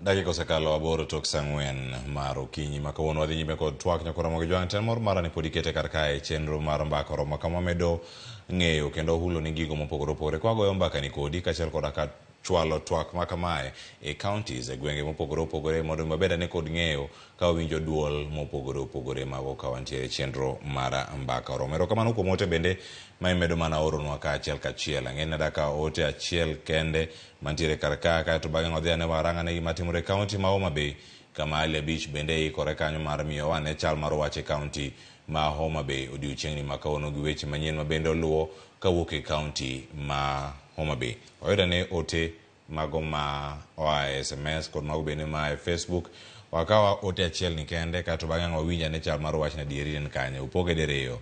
Ruth Nyathi Ochieng' wacho ni wacho Sara ma kaunti tek tweta osara deko dweche modhuro jotij kaunti inyore moko kuomgi oseolo matinde ituonogi depression osedonjo kendo kata nyuola tinde kwedogi nikech kwecho masechete mano ote mare kodhi mbele wacho ni penj na wendo ni en ang'o ma dhi nyime counties mekwa nikech osuru to igolo to gipango timo nang'o mondo mi gikony county awinjo twakano moja. Erokamano ahinya mano Ruth Nyathi Ochieng'. Penjo mantiere kar kae mangima ahinya mang'eni ang' idwokane bang'e ang' wadhi nyime kod twaka mantie kar kae. CP Evans Ogutu machiegni kendo tielo mar ariyo kendo tielo mogik mar chenro mar mbaka oromo ka wantiere kar ka iwinjo ote mowuok kuom Ruth Nyathi Ochieng' gigo matimore kaunti gadiera mar wach mantiere piny kanyo en ang'o matimore penjo ne maduong' mantie kanyo. Erokamano ahinya Cleo, en adieri ni counties to osebedo gi ng'ikruok koni gi kocha kendo awinjo ka Ruth yuago ni kata osara ok jotich yudi to report mar control of budget wacho otherwise. Wacho ni pesa ma gisebedo ka gigolo mar osara gisegolo pesa mang'eny kabisa. Omiyo kik wabed ni wanyalo bedo ni National Treasury osegolo pesa ma control of budget wa approve to pod ok uchulo jotich pesa gi mag osara. Omiyo mano ok gima dang' bed maber ka report to wuok ni pesa to nosewuok to japiny to pok oneno osara no. Onego bed ni obedo timely. Aneno kaka kaunti ma Homa Bay owinjore gi bank mar KCB kendo aneno ka ni KCB miyo jotich osara e wang' sa to charge 0.5% to gi excess duty mar 20% mondo mi jotich oyud osara e wang' sa. Kata sama ne Nyakango golo report ni nowacho ni overdraft mag jo Homa Bay pod en $404,000 mano pesa mane gisekawo ni gichulo godo osara for the first quarter. Omiyo weche mag osara ok nyalo bedo ni wayuak ni osara nitie mikawo mang'eny mamok ichulo aching' to ng'at matiye county timinjo ka pod oro ote ni ok oyud pesa ne. Mano dang' bed kuo mar wang' teko. Ok inyalo golo pesa mi gole report alafu at the end of it japiny ma onego bed ni yudo pesa no to pok oyude. Mar adek king'iyo Cleo revenue king'iyo pesa ma county choko vis-a-vis gi pesa ma gichulo osara manyiso ni kade onge konyruok aching' mwayudo under equitable share from National Treasury kata Exchequer de county magwagi gichalo nyithindo ma pod ok nyal dak kendgi kabisa. Chuth watemo neno ka kata bed mane gin gi migawo mar keto mechanism mag medo pesa e own source revenue kata facility improvement financing moko ma gichoko kuom jothieth e osiptende wagi pesa to gimedo choko kaka Homa Bay naneno kotimo maber e choko then money to what end nikech ok inyal choke mang'eny to musara kende ema osegike ng'uti kendo dei Omiyo counties magwagi onego bed ni the budget analyst magi kata the people responsible for economic planning magi bedo gi governors gi piny to advice gi to ging'iyo priorities kaka pesa japiny nyalo bedo ni tiyo e yo ma kare. Ok inyal bedo e county ma iyudo ka pesa mang'eny kabisa or they even beyond the recommended ceiling. The recommended ceiling mar county ni ok onego ikal 35% in your total budget kiketo pesa no osara. Iyudo ka county wa machalo kaka Homa Bay to gino nosekalo mochopo 46%. Manyiso ni the priority in terms of optimal staff structure pok obedo. To kata bedi ni gini ne transition nikech ing'eni county nyalo dhi tiyudo ka governor manokalo ondiko ji turi to imbe ne in gi joge ni mokonyi mikombo ni mondo mi ndiki. Koro mondo mi yud nafas bedo matek. Koro wachalo mana jok maluwo tich ni kata ka ng'ane ni ka ok anyal riembe tachaka med ng'ate wiye mondo mi at least embo yud msara. Mae mathiro dongruok mar county government. Ok inyal bedo yoke. In fact, in most of the first time governors gin gi challenges aelago to da tem jiwo gini they bite the bullet. Kopo ni ng'ato ne tiyo maber onego we tich. Kopo ni ne nitiere jok mano sing'ne gi tich ginyalo kata konyo county migawo mopogore opogore kata mek ohala. Ok ochuno ni ji te nyaka ndiki. Nikech report ni nyiso ni county wagi sana ma Homa Bay to osara di nyo kabisa nikech pesa te magi yudo from exchequer to gi magi choko domestic revenue to magi choko e osiptende ok nyalo romo kata chulo jotich kende.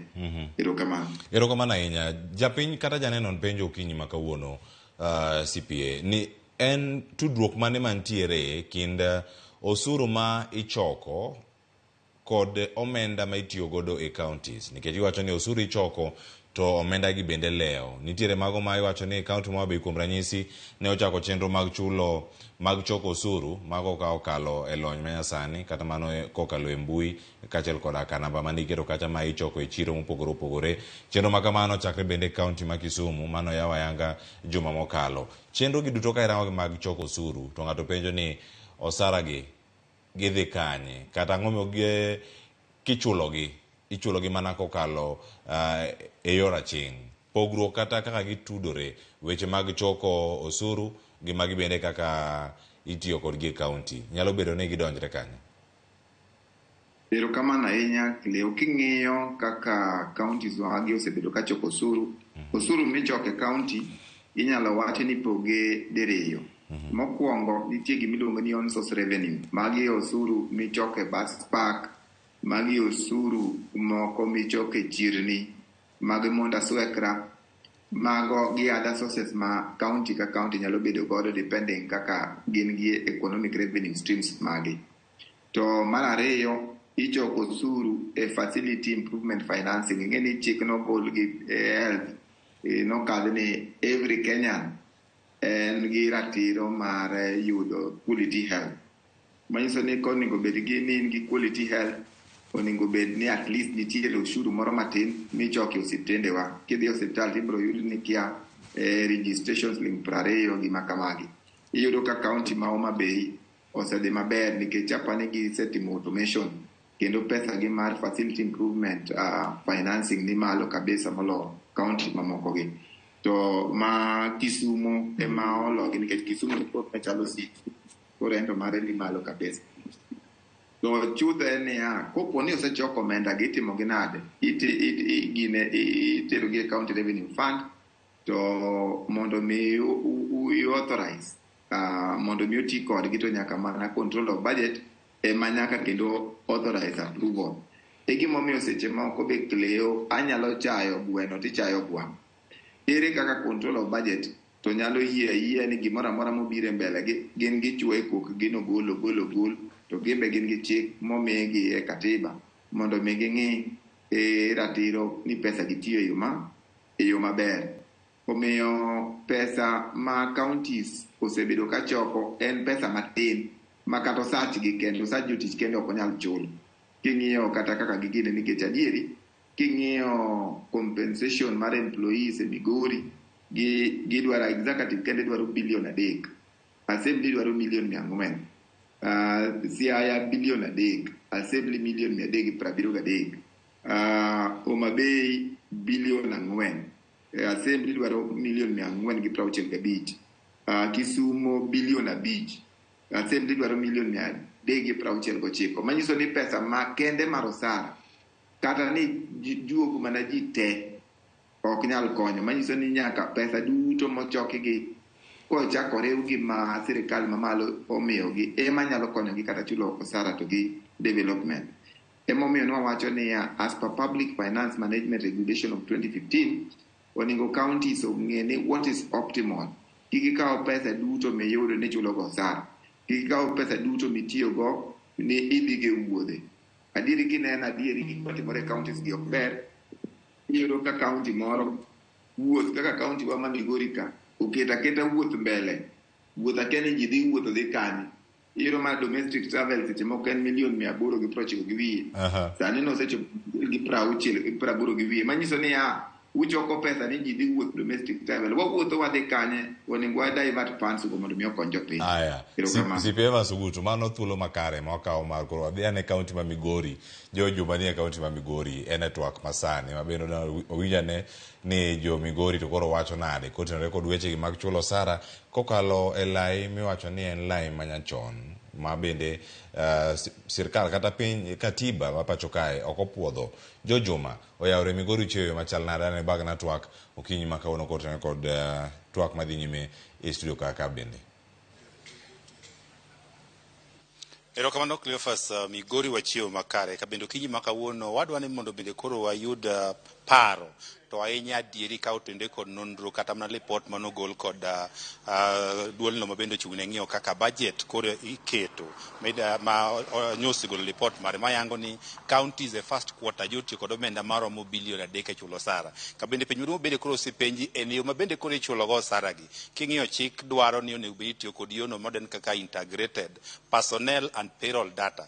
Be en yo mabende itiyo kod counties. Okinyi makawuono nitiere kod apisa mochung' wechego mag chulo osara kata payroll officer. Mwadeng'en to report machal koda mae bo nyiso ni mae gima timore county kaka county ma Migori. Tang'o magisiketo kaka county ma Migori maneno ne jomichulo osara gin jogo mondiki, gin jogo man gi payroll number mok gin jotijego mag bandia. Kabeda ni miya thuolo mar ng'iyo mokwongo ni to e kind counties motiyo go mathoth gi Migori be wan ka koso wan wuon watiyo kod yo mowinjore mar chulo osara ne jotije county ma Migori. Adwa ni kichori kama chiegni kikwongo yango nwa nyingi mokwongo ni iluongi ne ng'ati department mane? Iluonga ni Franklin Onyango, payroll manager Migori County Government. Ni waneno report ma ogol mayango ni e first quarter manyorumo ni nyiso ni counties nyotiyo kod omenda mathoth maromo bilion 3 e chulo osara. County ma Migori wanyalo bedi counties gi nwatiyo go omenda maromo nade chulo osara to wan gi tich maromo nade? Migori, we have 3,281 staff who are all permanent and pensionable, and all of them, those staff are paid through the IPPD. Onge Migori County, we don't get any staff mutual outside the IPPD system, moved approved by the national government. So all our staff were do through IPPD. We don't do anything called voucher payment. Wan gi jotije ma iluone ko jolo. Omogo kuom gi okondi kod county. Sami wacho ni uchulo gi lai ma chiko yango. Duji ma ko jolo gi bena di ne gimbe gidhi through line ni koso mai kumo omenda mag jopiny lale. Migori, as far as we are concerned, Migori County Government, all our staff, Mawachulo, IPPD, are duly appointed by the County Public Service Board. Any other person purporting to be paid outside. Ngata michulo maonge IPPD mano it's Migori County we don't have such kind of staff. All our staff have personal files, they have personal numbers kendo gin ichulo gi IPPD. Their budget pesa michulo gi near budget, it is approved and it is requested every month on a timely basis. Kila rogi dhuluo ma ok report mokwongo kwang'io report manogol kod duolni bende higa mar dwe moro chiko higa mokalo. No yango ni counties paro 42 notiyo kod omenda maromo atamalo 40 mar budget margi e chulo osara. To chik wacho mar County Finance Management Act 2015 wacho ni ok onego ati gi matin mang'eny atamalo 35. Ang'o momiyo un achiel kuom counties manot okalo percentage ni ang'o matimo? Mana Pani report is not up to date. I think as far as numbers Wasani are looking from the payroll side, we are within the threshold of the 35% personnel emolument to salaries and to operations, and we are getting better. I think the more as time advances, our payroll, we are having attritions and we are not having any replacements. So our numbers are now, our percentages are with the right threshold. Ywak mosebedo kacha ni wasebedo nyaka gi ghost workers michulo. Kwaseng'o lipode machien mokalo kata kaunti migoni nitiere jotije mabandia mag nyawawa.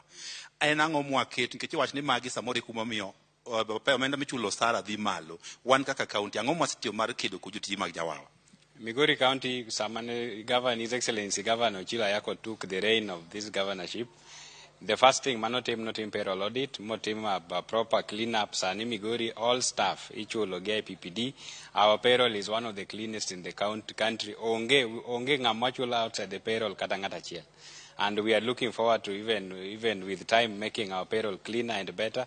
And all our staff are now being paid on a timely basis, and even the control of budget has no issue with our requisitions for salaries.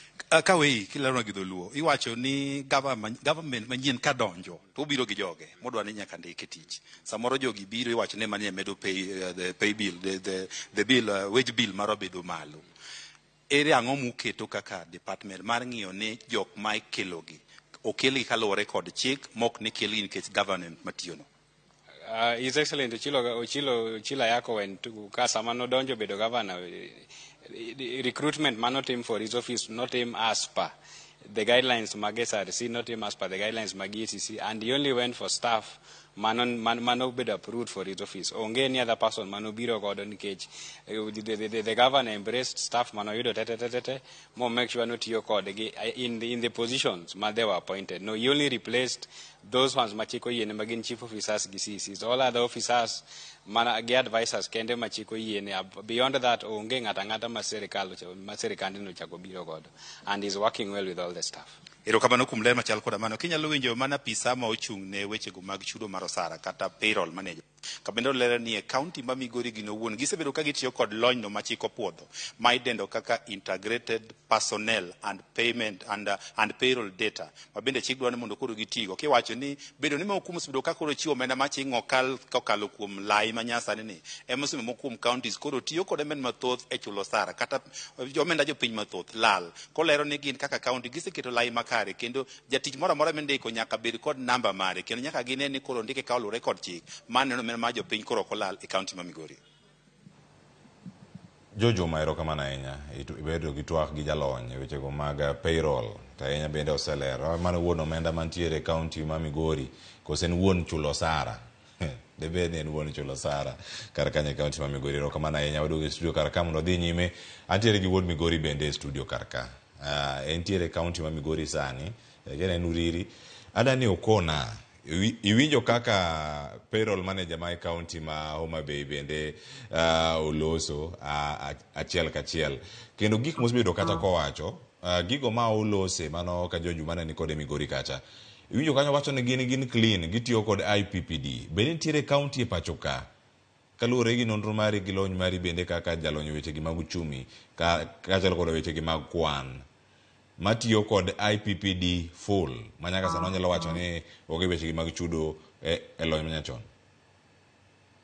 Erokamano ahinya Cleo, gima important manyaka wang'e ni report ka control of budget golo king'iyo report no owacho source of the data mare to kondiko source piny kanya report owacho ni source of that data en Migori County Treasury manyiso ni Migori County kata Homa Bay County kata Kisumu County ema miye data go nikech compilation mar expenditure kata riwo expenditure duto ma iluongo ni budget implementation report itimo at county level. Gima control of budget timo iluongo ni consolidate en oriwo ripode gi duto obed kimoro achiel. Omiyo gima uwuok kik watamre gima uwuok kuomwa. Awinjo ka jalony e county ma Migori payroll manager wacho ni onge osara mochul aching'. To report ma gimiyo control of budget wacho ni osara ma gichul aching' en $20.4. County government nigi wings ariyo, nigi county assembly to gi county executive. mano makes a county. To seche moko dipo kowuoyo mana maybe a county executive ni manual ne seche moko nowuok e county assembly o county executive.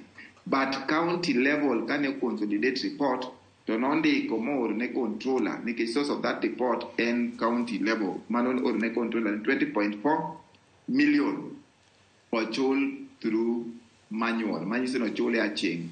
Oro wawacho gik moko wawachuru gik moko ne jopiny gik ma wan mwatimo kendwa nikech de onge gik mwamiyo control of budget ok gol report kende enemy at it is some of the public finance management regulations usually at the end of every quarter who compile report woro ne control of budget ka kutiyo gi pesa teno riwo gi kamoro achiel to publish gi omiyo mano nyalo bedo ne gima timore to chutho gi tem ng'iyore ni kopo ni at the executive level gisetemo keto ripode maber e IPPD county assembly bonego regulate as per section 74 of the County Government Act mondo mi pesa ma ichulo kik chul ji manual o chul ji e IPPD mano wach manitiere. Counties mamoko kaka county ma Homa Bay onego bed ni gin gi shida ariyo. Mokwongo ok giadhia to the regulation ma 2015 manyiso ni optimal staff structure. Omiyo county mar Homa Bay the county public service board chair to gi governor onego bed gi chief officer finance margi to gi CEC member finance giwinjire kaka ginyalo duoko msara mar county up to the optimal ma 35%. Kik wandika ji wandiko ji basto moko gi wachulo gi through manual payroll system. Chutho Cleo report mwayango ni en report ma data county ka county manoro ne control of budget. Koro ken gimoro mwanyalo wacho ni control of budget ogolo kien en kata kidhi mana penje oguro mana mira estimate pesa mose approve for withdrawal to compilation kata riwo kanyakla expenditure mano to tiji county okapar nikech report ma wan go ka an ka ng'iyo mana counties ge onego wang'i gi 47 to an adwa ng'iyo mag pinje luo ma kaluona senyisi ni Kisumu nooro report ni 74 million ne ogichula chieng. Mano report moa e county government ma Kisumu mano gioro ne county magioro ne control of budget. Manyiso ni IPPD ok tigo 100%. Kamano. Aya. Homa Bay nooro report ni 240 million ne gichula chieng. Ma report moa kuom counties. Wawe ponde tipo mar control of budget gi waoro from counties. Migori no report 20.4 million gi chula chieng. Alafu Siaya be no 52 million. Manyiso ne we are in the right track to pokwa yudo gima nyalo miyo koro wabed totally compliant mondo mi wabed 100% the payroll is clean up.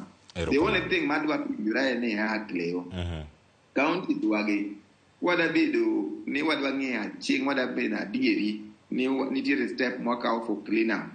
Nyocha county ma Migori aneno ka giduoko msara piny e first quarter by 186 million.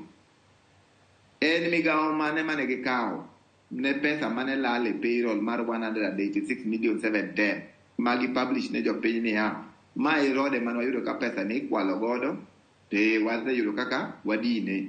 Ere kaka migawo mane gikawo ma pesa ni odok e county ma Siaya be aneno kodwoko msara piny by 175 million in the similar period. Ere migawo mane gikawo mondo mi ging'i godo mondo mi even these other counties can copy ni mae migawo mane wasekawo mondo mi pesa mane lal through payroll ni to wadwok piny. To kata king'iye sani Cleo wawacho aneno ka ja Migori wacho ni they have the best payroll to gi cleanest ma even the entire country nyalo benchmark kuomgi. King'iyo pesa ma gichulo kata kaka county executive the first quarter gichulo 506 million 204,813. Pesa no di gode ng'wen en about 2 billion. Manyiso ni nitiere pesa mokete budget kanyo 1 billion ma is not accounted for. 1 billion gikete ni gidwa ndiko kode ji koso nokete budget nang'o. Mage areas momiyo ng'ikruok yudore e counties emomiyo pesa nyalo bedo ni lal nikech adieri kopo ni quarter inyalo chulo mana million 500 560. Any salary is being set by SRC.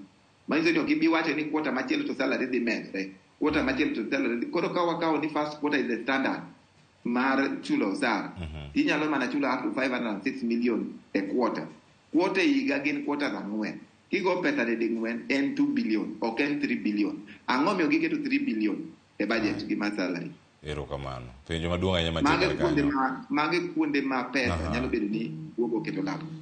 Kenda ng'waduogo mondo orang alode moko mapuntie kar kama nyalo bedo ni nitiere kendo nyalo ti kod yore mopogore opogore mondo mi odin gi ane kama gintiere kar kae. Mbaka oromo ka wago mbaka nyaka counties Zalia Beach oyawre Homabay chweyo machal nade kodh El Nino nokelo midhiero mopogore opogore kendo kawuono wawinjo maling'ling ni nitiere pok mag chiemb kony ne jogo manokale midhiero machalo kamano.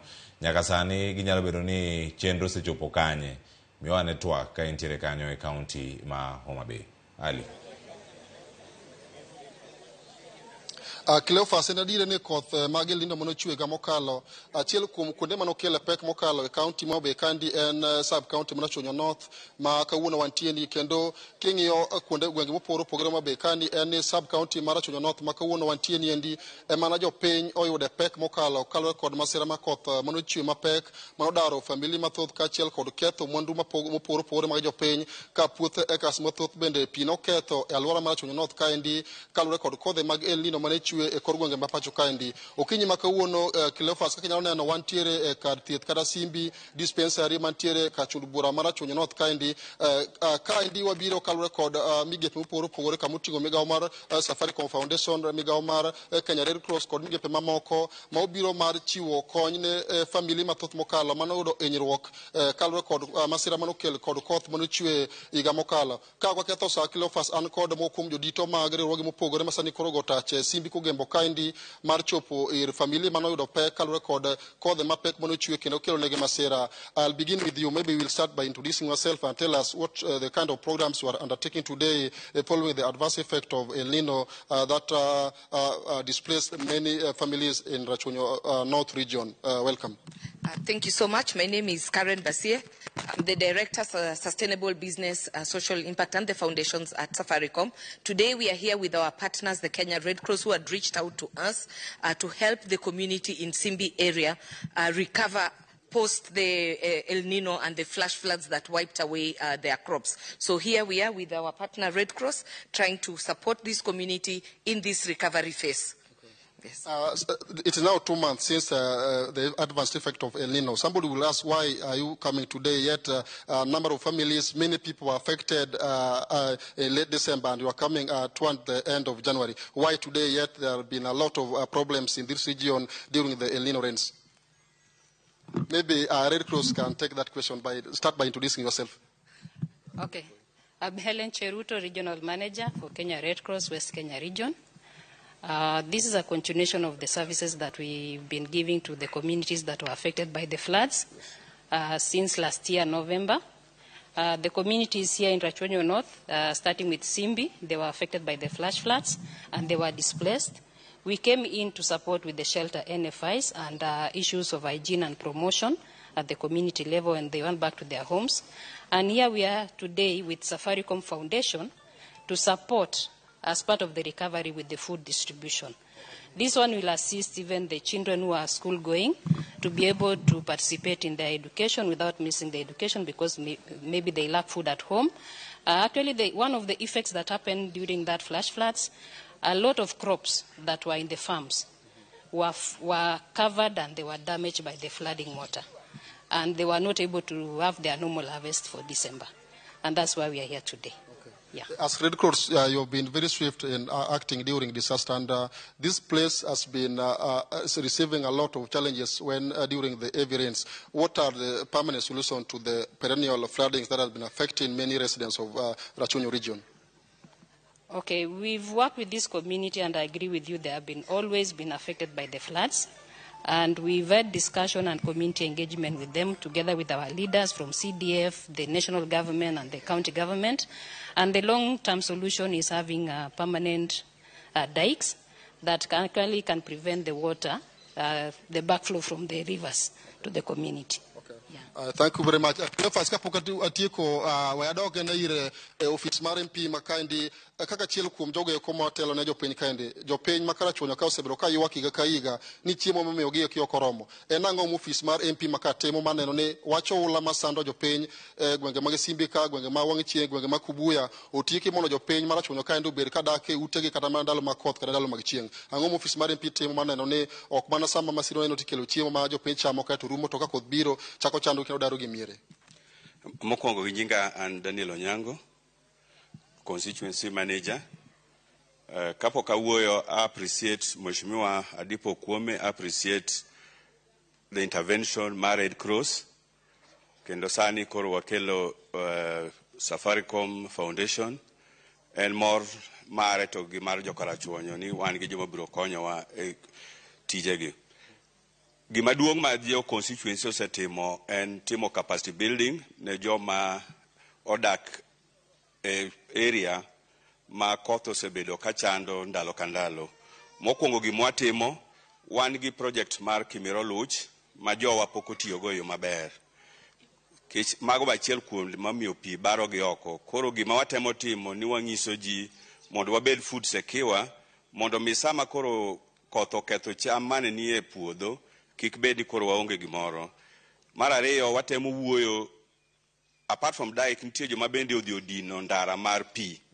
Jogo be watemo wuoyo kodgi ni giyie pi okal mok gini gidhi gidino. Nikech iyudo ka ng'ato odhi odine ma ka pi obiro to koro pigno wuok gi thuon. Koro sama pi wuok gi thuon to ketho ne jomodong' man bang'e. To mapiyo be nitie gimachielo ma Mheshimiwa ne aj mondo watim, kaka kama wantiere ni wan area mar Simbi Kogembo, wan gi pi ma piped water.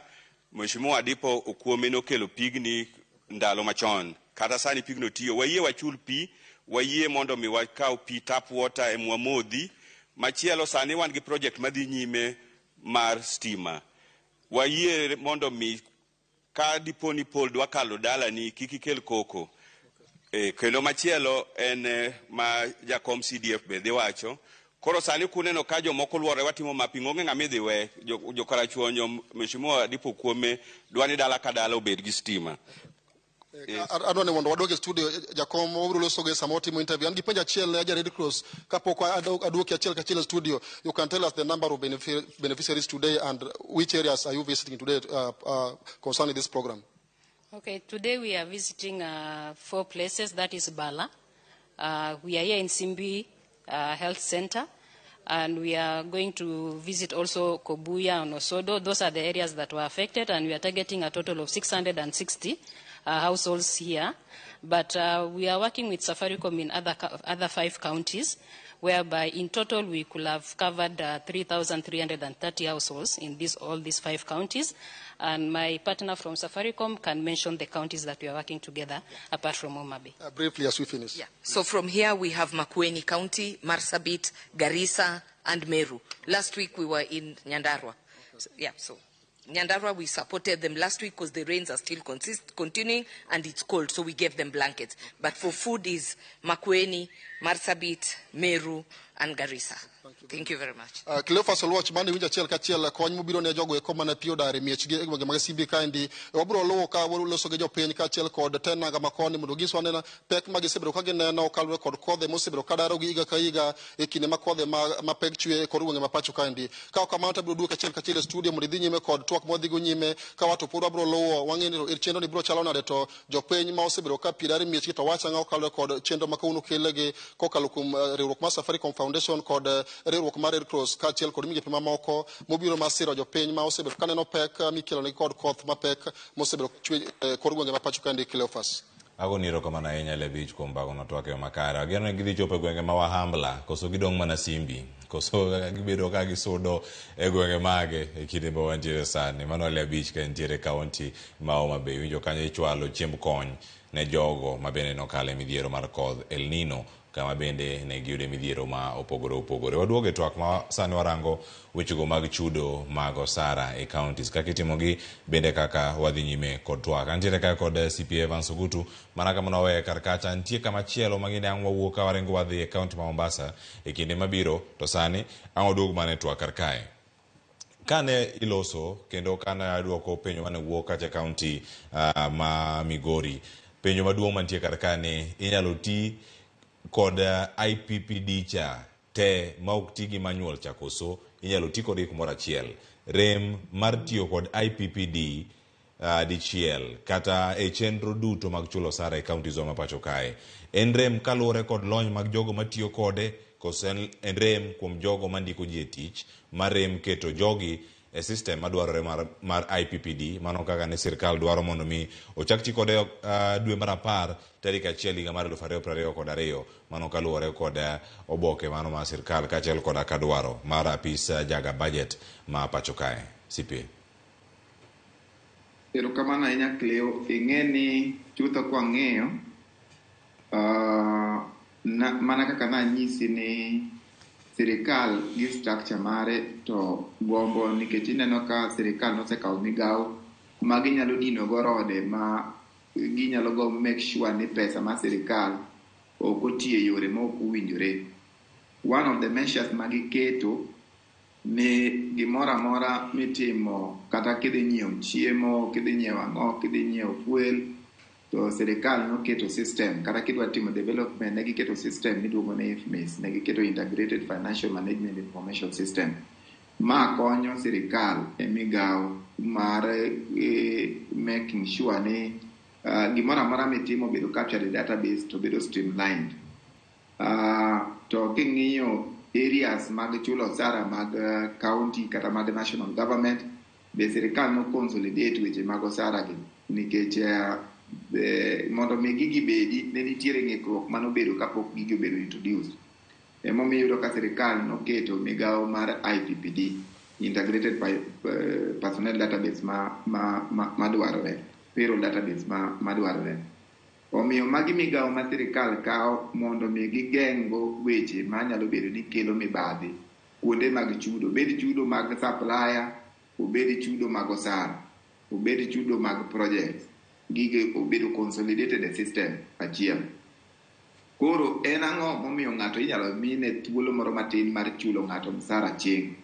Seche moko ndiki ing'ama nyien, to ka ni ng'ama nyien to mondo mi odhi o request mondo database ni obed captured from Nairobi e IPPD system nyalo kawo muda moro, to konego bed ni okawo muda ma dwe achiel kalo kapok oketi ang'o, kapok oketi e system. Omiyo an kang'eyo onge thuolo mane counties machulo e chudo manual gi nyalo wacho ni nitiere gimoro manyalo kelo ng'ikruok. Ng'ikruok bedo mania seche moko ne in police to yieri MCA, oro PF, unique identified personal numbers mari ma pok obedo transferred kuma ni ae chatibire county. E gimomiyo seche go iminyalo chudi e bocha, to at the end of it kagi bedo transferred ni to ina IPPD. Seche moko ne in japuonj tibedo kata MCA, manyiso ni igolo gige ni e TSC tikelo. Seche moko ne in national government tidhi e county. Magi e ng'ikruok moko miluongo ni teething problems during transfer. To mano koro ok miwa migawo ni koro wayudo thuolo, koro mano wadawacho ni bas wayudo fuok ka ema wadakalo godo. Momiyo watim gini e msara aching'. Omiyo msara michulo aching' mokale IPPD to ok en gima ber, kendo wakwere ka kendo wakwere no ma onge luoro, kendo wanyiso members of county assembly kauru reports ma control of budget unon, nikech mane gima noyierune. Ing'eni MCA nokoyie nodhi opadara ni odhi okuny pi, en odhi owacho noyiere mano mi odhi represent joka gigo ka gavana timo, to chutho onego tim oversight. Koro oversight ni gikawo very seriously, momiyo ripode aila gi kowuok gine ma ginyalo konyo counties wagi. To achakase ahinya control of budget, nikech seche migolo pesa, nikech county ok nyal chulo kata siling' 5 mar osara ka control of budget ok approve. Seche ma control of budget approve manual kata pesa chieng'ni, ok apar ni gitimo maber ahinya. Nonego bed ni girestrict kata ki approve mana dichiel, to next time tiwacho gi ni a month machielo ni to koro kadhi gini make sure ni jogi sekete IPPD te. To ka un bende iparo mani nitiere gimoro an kang'iye malong'o, nitiere winjruok moro gi ng'ato e controller ka ma ka gisewinjore nikech pesa ni county ema dhi tiyogo, ng'ani koro tho sign mana gigi to golo ne ma counties gi pesa. nikech kopo ni control of budget otamore ni gik mutimo gin gima ok ber to depo ni ok wachopo kama wachopeni. Koro onge gi authorize gimoro marach tiduogo ka gi consolidate ni un mane golonwa pesa ni to koro kokwacho ni jogi ok otiyo gi gine yo makare. Koro controller nenore ni nitie ng'at moro magolo negi agola pesa ni gola. Koro mano ok gima ber. Mak parono gi kanyo waduogo ka mondo oyud wach mari mogik sani. Wadhi ane kaunti ma Mombasa. Joja oko nitiere kaunti ma Mombasa. Wawinjane kama gintiere kar kanyo ni en to mare biro e yo machal nade. Ng'eni onya bedo kanyo koparo chenro mopogore opogore kotenore kod wechegi mago mag chulo osara kod mathoth bende motenore kod chenro ma watwak e odiochiengni ma kawuono. Kata kamano e kaunti ma Mombasa nitiere milion 112 mano pesa mosechulo menda ching'. Akiane joja oko gino ma iluwo sani e kaunti ma Mombasa gin mag weche manyien mabende nitiere kar kanyo mabende iluwo odiochiengni nyalo bedo ni gin magi machiegni joja oko. Erokamano ahinya Cleophas Oluoch awinji maber kowuok e kaunti ma Mombasa.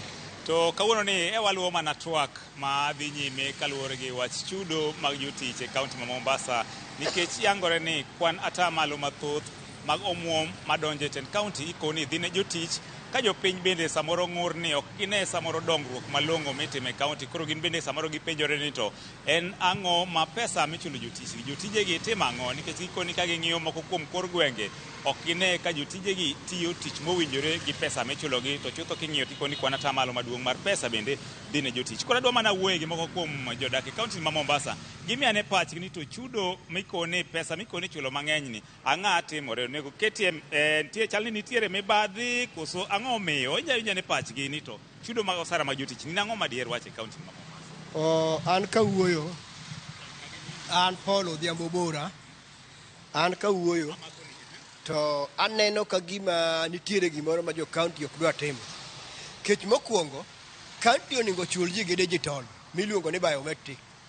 Mane manyalo kelo kwan kamili manyalo miyo pesa jo kaunti ok lal. Nikech ka gichula chula ji rudha mana ka ng'ama chulo jatije me dala ok nyal bedo maber. Onego bed ni jogi bedo gi rekod mar biometric.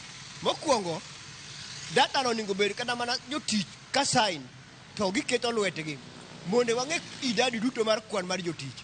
Kendo machielo sama gichudo bende onego bed ni mane kaka ji timo mondo mi wang'e ni jotich ichulo koso gichulo. Mana pane ka gitimo kama wabiro geng'o lal mar pesa matimore e kaunti mondo wang'e ni to kaunti ringo maber. Nikech sani ok wane gik matimore to giwacho ni msara mang'eny gichulo jotich to gik matimo to ok wane kata achiel. Nitie gik mang'eny matimore. Osiptende mag kaunti matindo tindo gimoko yedhe onge to pesa giwacho ni pesa gichulo jotich to ok wane gigi. Koro mae gima onego bed ni gitimo. Wang'iyo kaunti ma Mombasa kae en achiel kuom counties man waneno kinde mane gavana odonjo. Waneno ka noketo jotich piny mane okone gidwa chako chenro mar biometric to nyaka sani waneno ka pok okete tim. En ni ineno ka gima otitime yoro yiem koso ineno ka gini obagogi koso in pachi en mane kaluwore. Pacha mokwongo nyalo bedo ni seche moko jogi pok giyudo jolony maber manyalo tero gi e biometric jomotimo IT motegno. Nikech gigo kitimogi nyaka bed jo IT motegno. Ka gavana pok ondiko jo IT to onego bed notimo jo IT mondo jo IT okonye mondo mi oyud kaka onyalo chulo ji biometric. Mano e gima pani gavana pok otimo. Ayude jadak machielo machiegni chaka gi nyingi to inyisa ni wach chudo mag jotich to iwacho ni onego bed ni chudo gi lony manyasani to king'iyo sani thoth gik moko timore ma manual ma kaunti ma Mombasa en achiel kuom counties ma pod chulo jotich e yor manual. In pachi en mane? An kwa nyingi iluongo ni Nikoyo ajadak ma kaunti ma Mombasa ka. Kaunti ma Mombasa ka indi tich tek e sirikande ni nikech jotich ng'eny. Pesa mabiro kaunti ka betin. Maendeleo midano tim be onge. Nikech maendeleo mang'eny mondo bende timo ka indi ok timre maber kaka dwaro nikech giywak ni pesa be onge, jotich be ng'eny. Koro an gima kwayo sirikal mar kaunti ni nikech gimichulo osara be ng'eny. To gimichulo osara gi eki, gi opuodh gi ne be jogi eki be gin genuine workers adier michulo osara e kaunti ka. Nikech jok moko yudo ni jok moko gin gidhi ni wach ni keto biometric. To biometric ni endi nitie joma dhi to go agoya lwetgi to ka isigone to giwuok gidhi ba kincho gigol lwetgi kendo. Ato gino machaka kwayo governors kendo. Governors gin joma jo county monyole county. Gimomiyo wuotho gi ji mang'eny gi geche madongo mang'eny en ang'o moluoro. Owuoth gi gari achiel gi drepe kod askari momiye gi sirikal. moko mang'eny mogolo kod ginono mewuotho godo migidho go pesa kaunti gi onge tiende mondo gitimo kanu endo. Aito gima chaka kwayo kendo MCAs sani ji oluoro kata wuoth gavana oluoro kata mana wuotho kende nikech wach gonya ni dhi ketho sirikal kendo dhi ketho piny mar Kenya ka. Nikech gonya ni ma loophole ma pesa nikech jogi onge kama yude pesa mabiro e kaunti ni nikech ma gichulo osuru gi e pesa mitiyo go gonya ma e gima itiyo go nikech ka gavana owuok sani endi ng'ata ma sani ka ng'ato jatelo moro kadho kamoro amora en ong'eyo jagoro nyaka miye pesa. Koko miye pesa to koro raj ma idwa keth nyinge man ok onyal tiyo. To kiene pesa mineno gonya ni endi mane pesa mobiro mar maendeleo mare monego bene konye.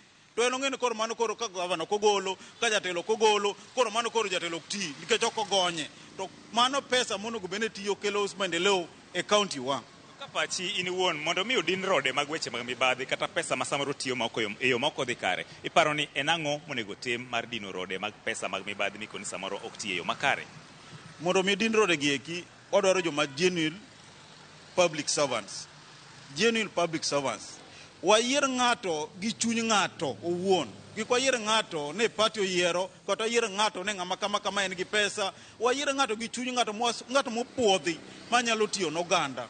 Nikech kok wayiero ng'at man gi tiyo n'oganda at heart mano onge gik wanyal timo. To wayier jok molony e loso gimoro amora manyalo timore e kaunti ka. Nikech kok wayiero ng'ama olony to onge gima onyalo timo nikech pesa to ng'eny makadho yore opogore lakini kok wayiero jok manyalo rito pesa gi to onge mana yiero jok ma tiyo maber gi chuny gi achiel mondo gikel maendeleo mar kaunti gi. Mana kaka iwinjo janeno mar Ramogi TV mago mana pach ma kuom jodak e kaunti ni ka gigolo pachgi ewi kaka giparo ni tend kaunti onego taa yore mage to chutho mar geng'o weche mag mibadhi kata kuo matimore e kaunti. George Aoko, Ramogi TV, Mombasa. Jo Mombasa obako twak yo makare. Jo Jaoko, erokamano ahinya. Dhi iluw weche mamoko mabende loso weche manyien. Odiochieng'ni ma kawuono weche manyien mag migago kagi kacha ng'ich welo kod mano maroimore odiochieng'ni ma kawuono chieng' tich adek ma imiso dwe. Nyakoro mogo jongo duogo ka mondo be watiek ane twak an ka kod CPA Evans Ogutu wach mari mogik. Winjo kanyo pa jodak e kaunti ma Mombasa an ka gi dakika achiel kende mondo mi watieki.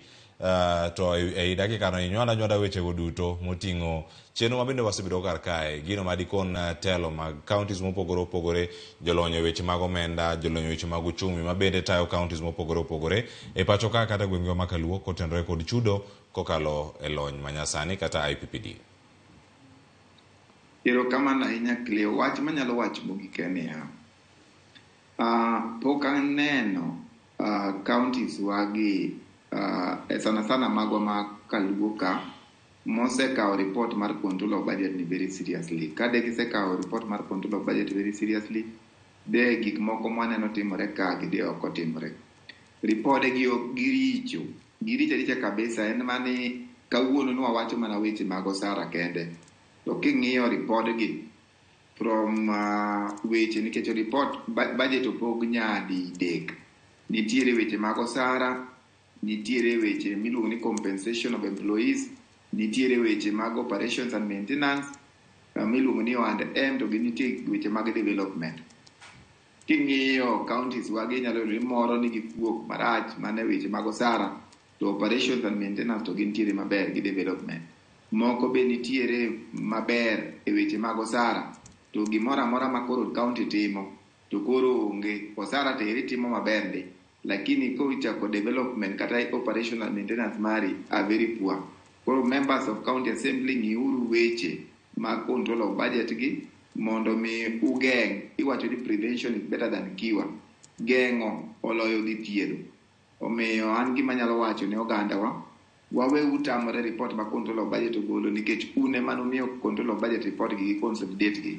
Ka en gimoro marach wabiro mana temo jiwo nikech wan koro kwan elected members koro wan forums mage makwayudo wanyiso gie gi chir ni ma ok odhi maber ma improve uru.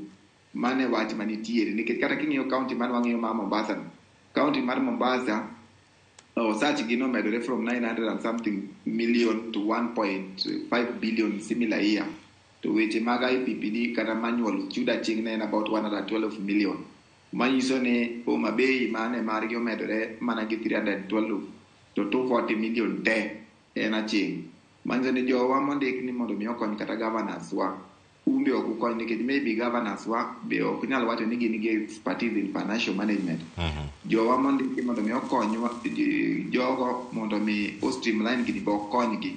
Wachalo mana gima jatelo konyisi niya ma adwa notim kama kare bedo kode piny tinyo jatelo ma ok nyalre. In yie koro report bedo mana marach.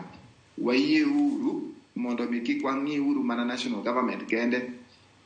Wachalo jok miwuondo gi nyim to dhok dhi. Wang'i uru odwa ka ni kabe nitiere uchafu moro monego bed watimo nako mondo mi waywe mondo mi gik moko maricho mawuok e control of budget report gi obed maber. Otherwise ana onge weche mang'eny. Report masani en report marach.